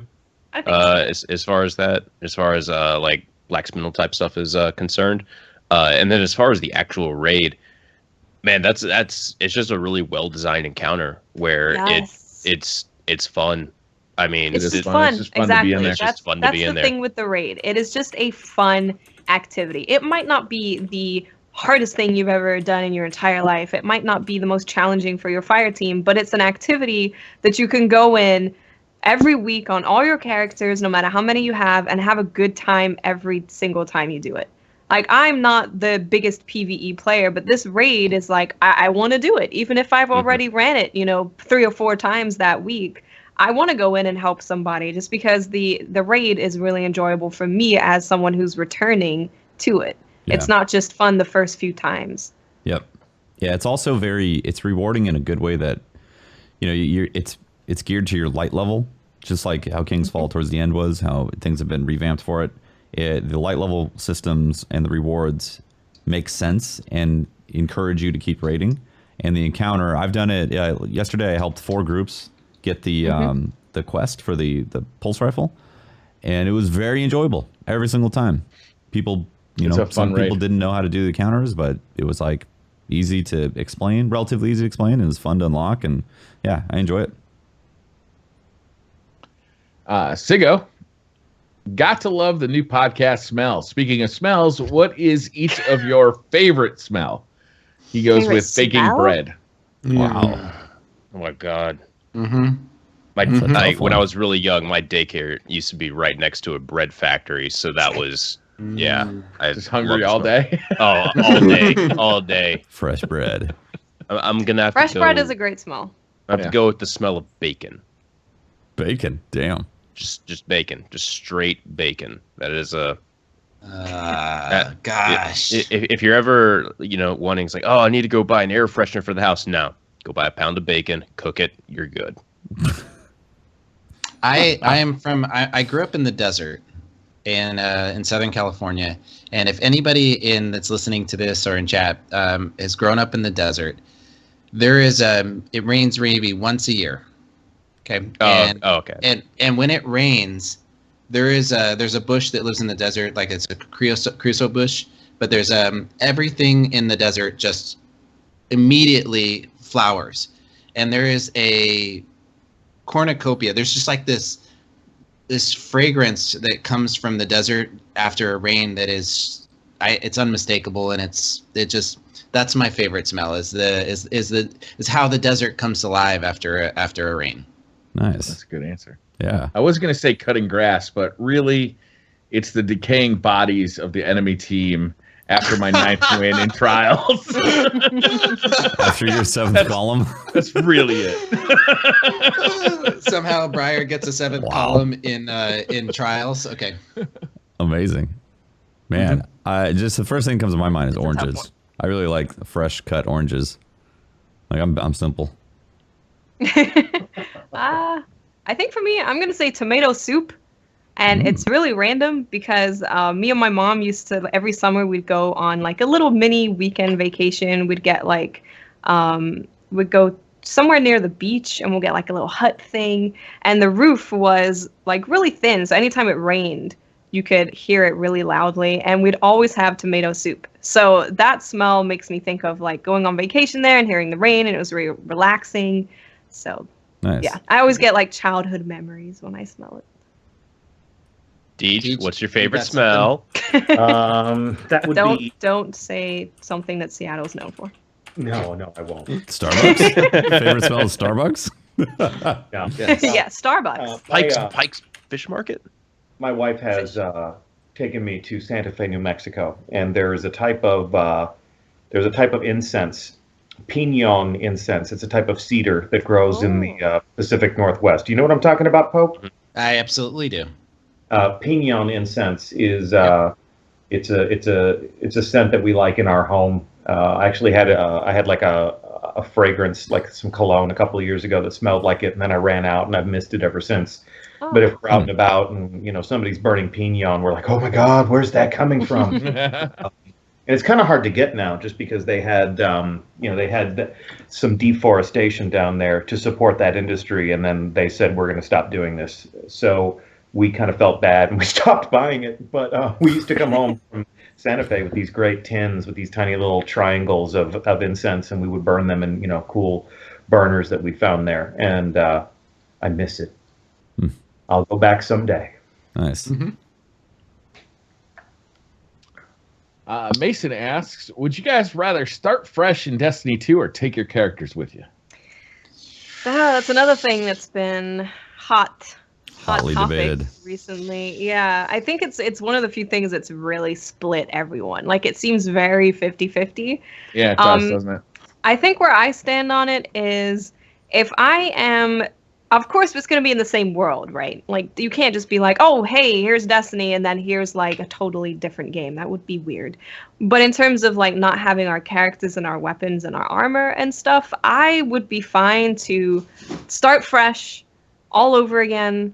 I would really like to have maybe a little hint that I played Destiny 1, like maybe an emblem or, something cosmetic, just to be like, it's a hint to the past. But I would be fine with starting fresh, honestly. And just, if we are starting fresh to go on a bigger and better journey and have a bigger and better game that we really all want, then I don't see what the problem is. I know there's a lot of sentimental things, but yeah, I would be fine with having a new character and starting a new journey. Yeah, I'm in that same boat. I think a new character, new journey, just as much new as possible. would be great, because I get very excited over the new technological possibilities of a new engine and a reboot and stuff like that. I think part of the problem that people are having right now with considering that is that Rise of Iron is like 2.5 or 1.5 weeks old, and you're thinking about that question with all this new content suddenly and all this new gear you just got, and it's like, no, I don't want to go away. I don't want all these toys to go away. I love them. I just got them. You have to think about that question in June of next year. Think about it then, and then be like, yeah, I think it's going to be incredible to have a fresh start, a fresh, different exotics, and or a new type of exotic that shows up and all that, and different grind, different possibilities. Not to have database leaks. Yeah, new database leaks, or not to have database leaks. Sorry, yeah. but yes, we want have all database the leaks, please. Just kidding. I want to I think that's where like some of the people are having a tough time with it. Also, people have invested money into Sterling Treasures and Radiant Treasures and all that, and there's a certain value assessment right there. So a lot of people are saying, no way am I going to do it if I'm going to have to start over. But it's because we're so close to Rise of Iron right now. Once you've had all the weapons, I think it's going to be a different perspective, and you're going to be really excited about it. Now, here's my only. I agree with both of you guys. I love the idea of starting over, but I'm going back to. I guess what Bungie said was this is a story that is going to be told over 10 years. So, or a game that's going to be supported for 10 years and a story that's going to unfold. So I would think that we would have to maybe see another aspect of the game or another time frame, like a prequel or something, for us to lose our characters.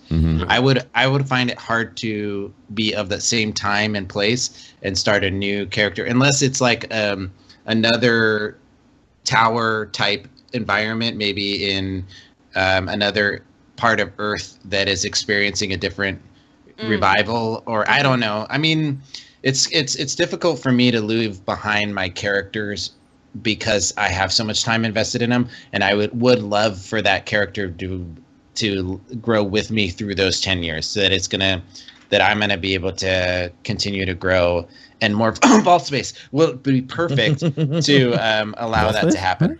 What? There's a fly in my house. Also, that's one mega fly. Damn. I know. Antonius24, when's the last time you all used a calculator before the exotic pulse rifle quest? Oh God. I think I use a calculator every time I pay rent. Right. Yeah. It's not the Whenever same I need every to week or calculate every things, month. which is somewhat frequently. I still have I wrote down my spreadsheets for all my other teammates so we could help them figure out. Yeah. No, I use a calculator like every day at least, because I suck at math, so I have to. I'm awful at math. I have kids who are in high school, so I use it frequently. Yes. I was helping my son with his math, which I'm surprised as 3-year-olds they're doing algebra, but I need to enroll in one of those classes apparently. I know. Based on my performance yesterday. Right? I need to go back to public schools. Well, yeah. I saw a shower thought on Reddit last week, and it said, the calculator is the one application on my computer that would have a more embarrassing usage history than my browser. I like that. Yep. That's I did, great. in fact, use it to factor a 20% tip at a restaurant when I was really drunk. Yes, I'm sorry. I needed it to do basic math. Oh, man. Oh my gosh. Robeson 1070. Now that Farm to Goal is no more, for those of you who have put your Xbox One on the back burner, what's your plan to rank up? Oh my god. Hefty. Oh, I'm pretty sure Robeson specifically directed this at me. This is hilarious. My plan is to I have a few legendary engrams saved, so I'm going to hit 340. I already bought a few things in the tower to get me to 337, so I'm going to use the blue engrams to hit 340, then run the strikes up until and open up those engrams to try to hit 365, and then try to get carried in the raid. That's my main plan. Get carried. Yeah. Well, that worked. Thanks, Robeson. I would say that by the time that I would play my Xbox character, the hard mode would be out, and I think there was something in the weekly update this week. I don't have it pulled up, but the engram economy will most likely change as well, so it should be a little bit easier to rank up on the beginning part of it to get like normal raid ready. I'm gonna wait till the Scorpio comes out and really save Rise of Iron for that moment. I'm gonna play the game in the time that I have, and eventually I will be high enough to play the raid, and it probably won't be for maybe a week or two. I don't. So- play on Xbox. Yeah. Fortune asks. Hold up. My biggest regret over not starting the Xbox One is I could have bought I could have bought exotic engrams for all the armor from Xur last week, and I could have gotten all those artifacts. Those pissed me off because the sprint cooldown artifact is great, and now on Xbox, I'm not going to be able to have it. Feels bad. Feels real bad, Feels bad, man. kid. It'll be back. It's like It's all right, in a Teddy. It'll be month. back. In a month. Yeah, don't you pull the string of Xur? Come on, man. I try. He doesn't listen. My will is not my own. Fortune asks, cake or pie? Ooh, this is easy. Am I eating it or throwing it? Deej, why don't you kick us off? Cake or pie? Pie. Pie, why? What kind of pie? Pecan? Yeah. All right. I'm gonna shoot with I like fresh apple pie with a thin slice of sharp cheddar cheese Ugh. What? and a scoop of ice cream. What? I don't know Stop. about that, Pope. If you don't even know what you're talking about, if you don't like that. Sounds like you don't know who you're talking about. Hey, I'm sorry. I have a certain, affinity to things that have counterbalanced tastes. I like it. You like cheese on your ice cream? No, on the pie, a little You bit have of ice cream with it. Obviously, you're going to buy pie and then ice cream to have a little combo bite. Look, Tefty, if you're gonna have a problem with everything I eat, no, I'm just kidding. 1v1 me, bro. Hope you Pie can't v solve pie all me. your life's problems with a 1v1. Oh no, you know what's Fine for funny? Last week. You know what? I found myself having a disagreement with a guy at work, and I almost told him to 1v1 me. So how's that casual lifestyle of playing Destiny treating you now, Pope? That's really funny. It seems to be going into your everyday life. It's concerning. It's working. Cake or pie? I'd have to go with pie because it'd be the easiest to make gluten free.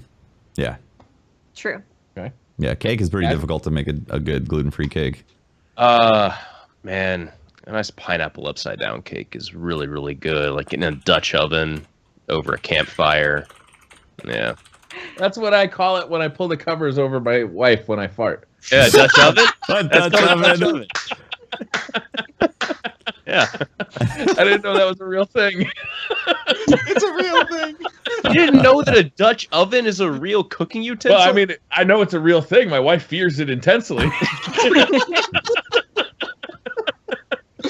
Oh, Brian, you're foul. Wrath of the Oh, machine my for God. real. Yes, the Death Zamboni is about to do a Dutch oven. Oh my god. Oh my gosh, that is funny. I thought everybody did it. No, man. I don't think everyone does it. I mean, Oh, if I've what is it? Cake or pie? I'm gonna go with pie. Pie. Good Pie. choice. I like Pie. key lime pie. Key lime pie is good. Mm. If you get a real good key lime pie, Mm-hmm. wait, is that everybody on the podcast? Pie? Who said cake? It was your Patrick pick. said cake. Yeah, pineapple No. upside down cake. Oh, okay. Oh, okay. That is a good choice. Yeah. Poseidon, what kind of experience do you want the first week of Destiny 2 to be? All right, go. Don't- No, that's good. I'd like to be able to play it. Yeah. I have no idea. Like the first week of Destiny 1, where everything was unknown. I was having an absolute ball with my friends, and I was just exploring things I've never seen before. There you go. Everyone that not sounds knowing great. anything, everyone exploring, everyone sharing what they're finding. Yeah. That's what I'd just be drooling over 60 FPS ultra graphics on the PC. That's all for a whole week. Just be like, it means it'd be like, you're slobbering again. I'd be like, sorry, babe, it's 60 FPS ultra graphics for a whole week. You're just gonna get a bib and put it around your neck and just little You might need a bib from the beard too, so it doesn't. Yeah. Yes, beard a bib. Tefty Beard bib. Yeah. Is there such a thing? I don't know, but maybe we I can think copyright we should. it and I make think millions. this Zero podcast beards could are- make it a thing, and sell it. All right. Young Wolf Sonic, what raid was more exciting, memorable the first time through? Wrath or Vog? Me, Wrath. We're entering into a lightning round. I'm gonna say Wrath. I love that raid so much. Just the visuals, like going down that bridge with the lights and then when you go from like the pipes of the wall on top of the wall, like you see outside, like the visual journey that you go on through that raid is unmatched in my The opinion. Death Zamboni sequence is spectacular. It's incredible. Yes. Big room, the It big is. room with the diamond in the middle.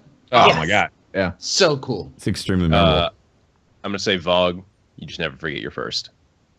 Yeah. That is true. it is true. That's what It's you a, said. it's a tough one for me, tossing it up and down. I'm just like, man, like they were both extremely great experiences. But I think Wrath has the evolved version for me. I think it hits the sweet spot for everything.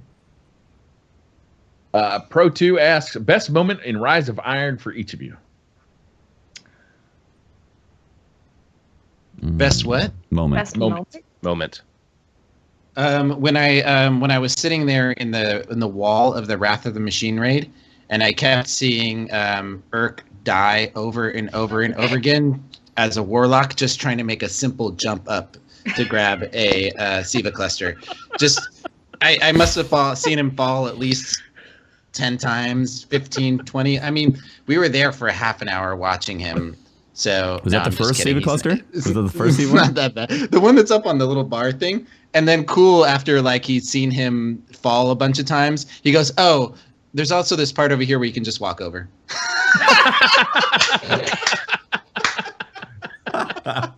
Nice. Oh, that's fantastic. Favorite moment. The Kvostov quest was a really touching moment for me personally, just That's because mine That's too, true. Patrick. like Yeah. I mean it's the last review I did for Planet Destiny, as well as the quest itself was just a really nice treat for those people that have been playing since year one, or just intently remember and fondly remember the Kvostov weapon. So Nice.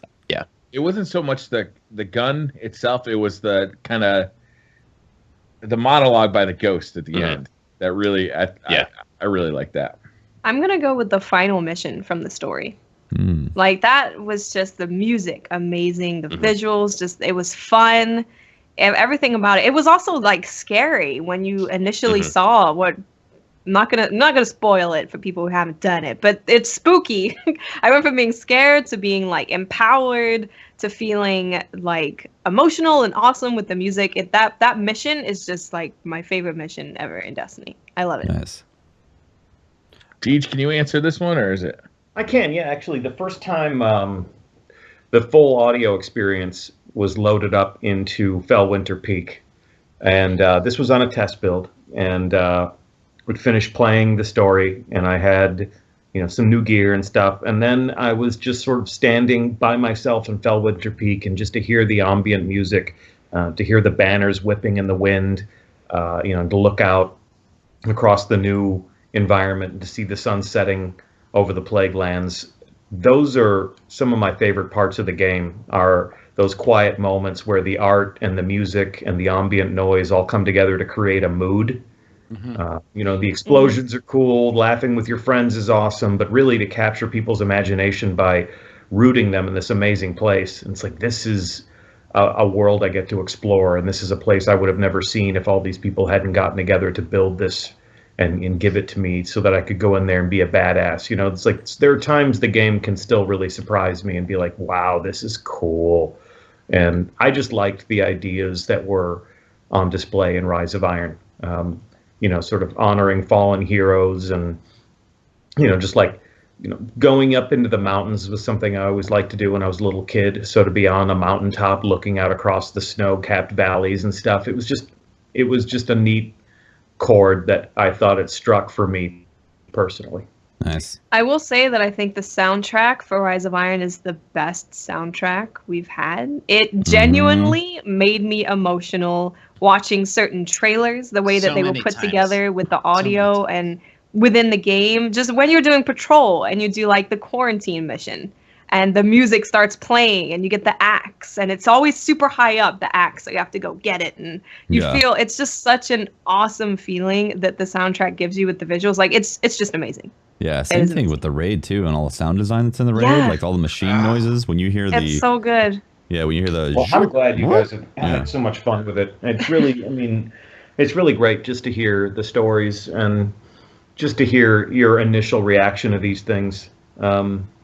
It's you know, something that a lot of people worked really hard on. It seemed to be kind of an endless summer. We just kept talking about it and talking about it. And I'm always fond of saying the best thing about a launch is not just that, you know, we're done working on it, but the fact that we can stop talking about it and stop answering the same questions about it, and then, you know, people get to play it, and then we get to start listening to your stories, which is why, you know, it's like if I come on a community podcast, you would expect me to do more talking, but honestly, it's just a pleasure to just sit and listen to you tell your stories and to speculate and to just, you know, have something new to talk about. Yeah. So thanks for having me on the show. Thanks for being on, Deej. Thank you for being so much for coming. Yeah, absolutely. I'm getting some looks from my dog who needs to go out, and I'm still going to have dinner with my wife before I leave to San Diego. So I'm going to exit as gratefully as I can, and I'm going to let you do your final notes with your audience. But again, thanks for having me on, and let's do it again sometime. Absolutely. Yeah, thank you so much for agreeing to come and talk to everyone here and share your stories with us. Yep, agreeing to come or suggesting it to Pope Bear. Well, and also, man, we know this is your home. You know, you're off of work. This is your private time, and for you to be that committed to taking your time and spending it with us, we really appreciate that. Well, I converted my hobby to full time, so it's pretty low impact. It's what I love to do. And it's my favorite topic of conversation, so it's pretty easy to do it with y'all. So let's do it again sometime. Absolutely. Thank you, sir. Yeah, thank you, Deej. Thank you for being on the show. Yeah, well, we leave for Twitchcon first thing tomorrow, so keep an eye on us down there. Maybe they'll stream the panel, or maybe we'll just, you know, put some mayhem out on social. But otherwise, I'll see you at the top of Fellwinter Peak, and we'll share some games real soon. Good luck with the new show, you guys. Thank you very much. Thank you so much. Awesome. Catch you later. Bye.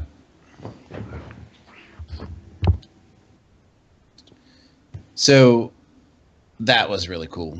That was awesome. This is when he leaves and we're like, oh my God, it was Deej. It was really cool. Yeah, that was. I don't envy his job like 99% of the time, but I often feel lucky that we have somebody as good at it as he is. Yeah. Because the assault he must get from the community at times would be overwhelming to any normal person, right? Yeah. The amount of criticism he gets on a daily basis, especially like in the middle of the summer when everybody's just sick of the Crucible balance, whatever it may be. And, you know, there's just email or Twitter question after Twitter question about, like, what about shotguns? What about sniper rifles? And he handles it with grace every time, and he communicates what he can when he can. And he does it in such a way that he never alienates anybody.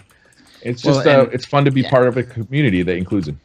Yeah. And I know how much it's like I've run patrols and hung out with him a bunch, and it's just, you know, he hears all this feedback and he's just struggling with how to make it palatable and communicate it to the developers, and so it influences the game and makes it better. So keep if you're part of this community and you keep supporting your streamers and your community leaders, and help them to get their message, because it's an important part of how this game has evolved, and we really appreciate you guys and your support here. So I've seen a bunch of questions in the chat as to how we are going to move forward with this podcast, and how they get a hold of stuff, and how they get a hold of us, and where can they download it. And so if it's all right with you guys, I think we should talk about that a little bit. Yeah, that's a great idea. We should. All right, so you can go ahead and subscribe to this Twitch channel right here, right now, because this is our home for this foreseeable future. We are going to be streaming this podcast live on Tefty's channel. So if you subscribe to the channel during the podcast, we'll be thanking you on the podcast. and we will. We'll be looking forward to you guys coming back and being a part of this. We are planning other events that we may stream on Briar Rabbit's channel or Miss Watts' channel, but the podcast will always be on this one. Yes. And once we've taken the podcast and we upload it to YouTube, that will be done by Patrick Casey up there, and he will be hosting all the YouTube videos. So if you want to watch this podcast, you should go and subscribe to Patrick Casey's channel, and you can get what's your YouTube channel? PKC Forte. So we're gonna mods. Can you just drop that into the chat? All right, it's already there. We need a Also, night man for that. Also, Hey, Oh, if you Google search or if you YouTube search Patrick Casey, I did that this morning to find your channel. Yeah. It does come up. Oh, Um, that's really convenient. and Patrick's content is amazing. So Yeah. If you love I'm sorry, go Pots. No, if you want to see the podcast, that's not only just one reason to subscribe to his YouTube channel, but also his reviews are single-handedly my favorite reviews Yeah. out of anyone in the community. So his content Thank is you. amazing. If I want to know which Absolutely. site to use on a specific weapon, I go to Patrick's review. There you go. His Oh reviews. God, should I really start suggesting now? Because I'm like, use whatever the hell you want for the most part. All right. So Okay. so we've got the same group of us is going to be together every week, and we're going to bring in community leaders through as guests, and we're going to include the community into this, and it's going to be a great time. We want you guys to feel as part of this community, us as possible, and that's why we've called it the Destiny Community Podcast. We will be uploading it to iTunes. It's going to be on Podbean. So if you search, creates an RSS feed for those wondering. that's right. So if you are, if you're curious, so if you type in destinycommunitypodcast.com, it will forward you to our Podbean site. And once we upload the audio to that, it has an RSS feed, and we will be also embedding the YouTube videos into that. So you will have an opportunity to watch it there. So destinycommunitypodcast.com should be the link that you go to find where all this stuff is, including you'll find information on our Twitter handles and our Twitch pages.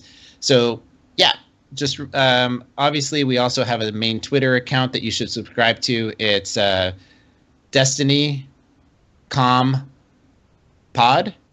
Yeah. At Destiny Compod.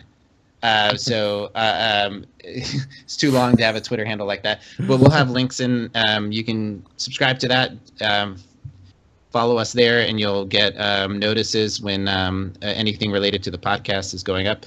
But I think I covered everything of where people can find us, right? Yeah, just be iTunes? patient on the iTunes stuff. It's you can't get an iTunes link until you have a podcast on there. So this being the first podcast, you got to just give us a hot minute, and we'll get it done. Yeah. We're working on getting everything done. Once we turn the podcast off tonight, we'll make sure to get all that stuff up. That's right. This is just the beginning too. It will We got be more coming to stuff iTunes, planned. guys. It will be coming to iTunes. Yeah. It's going to take a little bit more time to get to. Absolutely. Yeah, Briar, you were talking about We got more stuff planned. Yep, we've been talking about like a Tuesday night game night, stuff like that. Yep. So there's all That's gonna be sorts a of lot good of fun. stuff coming. Yeah. There's going to be a lot more of us as a team playing together and doing more things together besides just the podcast. So Yep. exciting. Yeah. So what do we do next? We say goodbye tonight, I think, and then call out the sub hype I think so, everyone right? to sub during the podcast. Was that good for Twitter questions, Briar? Did we get enough? I mean, of them? we got more, but we've been online for 2 hours. What do you we're guys want 2 to hours. ask? Let's call it a first episode, and then we'll just do more Twitter questions next week. Sounds good. Before we move on, I gotta say I can't be happier that I'm on this podcast with you guys. A lot of love to you four, and I'm really looking forward to every week getting together and hearing your thoughts about stuff and doing things throughout the week, kind of just sticking it out with you guys. So Sure. I'm excited to be here. Yeah. Me too. Me too. Me too. Yep. Yeah. Awesome. All right. Holtz All right. disagrees. Oh, sorry. I was answering some questions in chat. Yeah. The ever-present "Why did we leave Planet Destiny?" question. But thank you everyone for tuning in this week. You want to find me at Holtzmann_YT on Twitter, or go to YouTube. What is it? PKC Forte on YouTube is my actual. We got to work on that branding. I know that is. God, I have like so many different things. Right, it's like Holtzmann in one spot. Oh God, I'm sorry. Yeah. I'm sorry. I can't change the channel now. I can't change it. I know. You'll find me. You'll find me. I'm Briar Rabbit. You can find me at the Briar Rabbit on Twitter. You can find me on Briar Rabbit on Twitch, and you can find me on the Briar Rabbit channel on YouTube. I'm Tefty Teft. You're obviously, if you're on Twitch right now, you're watching my channel. You can follow me. You can follow me at Teft on Twitter, and I also have a YouTube channel, YouTube/user/Tefty Teft. I think whatever. Yeah, search Tefty Teft. It'll pop up if you search Tefty Teft. I'm Miss 5000 Watts. You can find me on Twitter, YouTube, and Twitch at Miss 5000 Watts. And this has been Pope Bear, and you can follow me and my mad rantings on Twitter at Pope Bear, and jumping into these guys' streams and harassing their chats whenever they're on. So that's where you'll find me. This is a thing that happens, and this happens. It is. I go in and I stir stuff up, and then I leave. Yep. Thank you guys for watching the first episode. We really appreciate it. We couldn't be happier with the response that we've been getting over the last week and tonight and into the future. Thank you so much. Absolutely. Thank you guys. Seriously, thank you. Yep. See you all next week. Thanks for tuning in. Bye. And so that's the stop end of the recording. podcast. That's the end of the That's podcast. where we would End of stop podcast. recording if we were actually recording. Wait, you guys weren't recording? What? Shit! Get these back on. Deej, we're gonna have to do it over again. I got some subs to call out. Thank you guys so much for the dude. whoops. Let me move this back over here. I forgot them. Got into the screen. Okay. Let's see here. 2 hours ago. Oh, Briar with 4 months. A scholar and a gentleman. Thank you for the support, Briar He said, Rabbit. what the blank are we doing here? Thank you, Briar. Wow, my God. The Guardian 777 with 5 months. Thank you very much, Guardians. Sigo 630 with 5 months. Thank you very much. You guys are the best. Can't wait for more. Thanks, Sigo. Skyrim Epic with 9 months. That's a baby sub. I don't know if I can pay for any more support. It's getting expensive out here. Aphrodite, nice. And King Gothalion subbed. The man himself. Thank you very much, Goth. I really appreciate it. Splooge Turkey?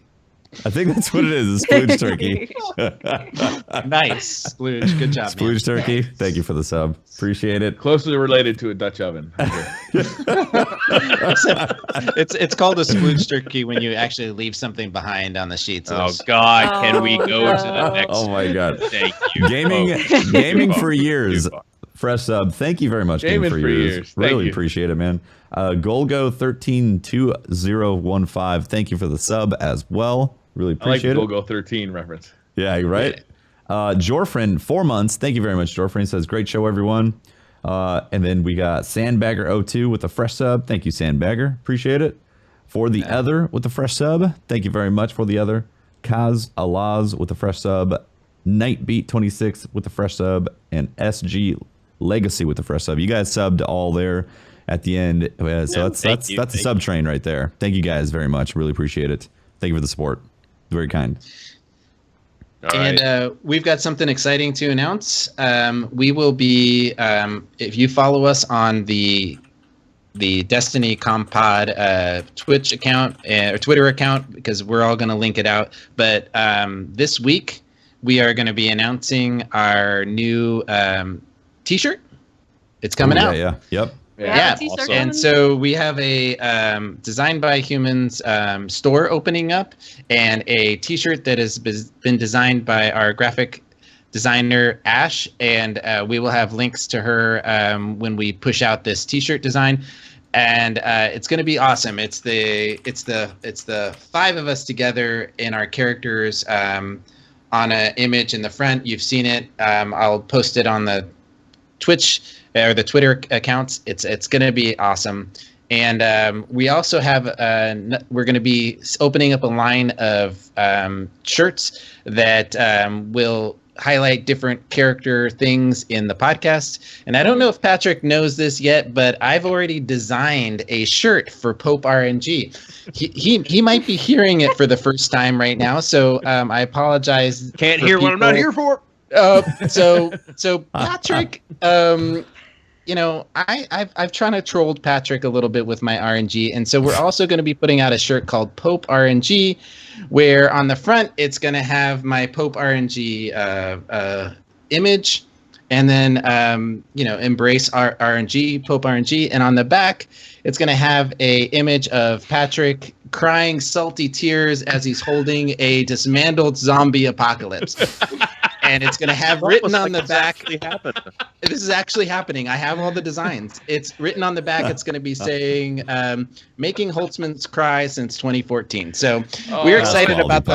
I am getting that shirt. Yep. There is. I'm buying one for my mom.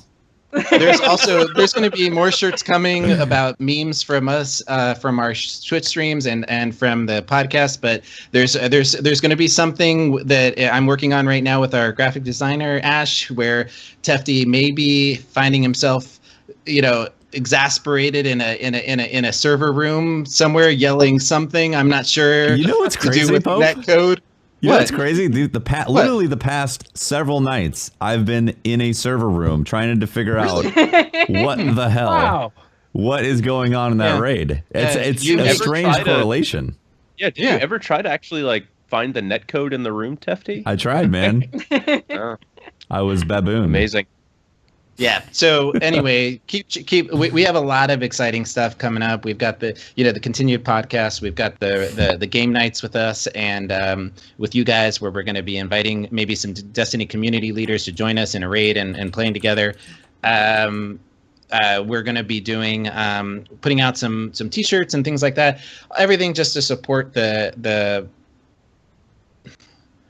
what we're trying to do for you guys to keep you informed and entertained. So also, I'm going to put the link in chat for the graphic artist. I got this podcast graphics exclamation Nightbot link right there. You guys can give her a follow also for all the great work. Yeah. The logo, she also the logo and all this. Won one of the contests to have a shirt sold by the Bungie. Oh, she did? Nice. Yeah. Oh, nice. Yeah. She's a badass. Yeah, she's amazing. She is amazing. She's an Iron Lord. And her art, she's good at all kinds of art too, which is what makes her even more amazing. Yeah. Yeah, she did our logo. And the all that stuff that you got, the branding. So we're really excited to have her on board as our official graphic designer for the new podcast. And yeah, anything else? I don't think so. I think we're good for this evening. Yeah. And in a true Destiny podcast, community podcast fashion, we are going to raid somebody from the community. Yeah, it's good. All right. Perfect. Awesome. All right, I met this person at DestinyCon, so we're gonna raid him. Yeah. Well, his name is Zach Leet. He's streaming right now. He's got like 10 to 15 viewers, so let's give him a massive raid, guys. Say my favorite. Destiny. So D. What is the acronym? DCP. Sorry, DCP. I'm still getting it. The DCP very raid, guys. Or the first DCP raid, or you can just say Destiny Community Podcast. We are excited, raid. We are excited to make a movement, man. Yep. Every community person that we raid, we just jump over there, give them a follow, and say hi. We want to make their night. Yep. All right, I'm putting in the chat right now, guys. Grow the community. Grow the community.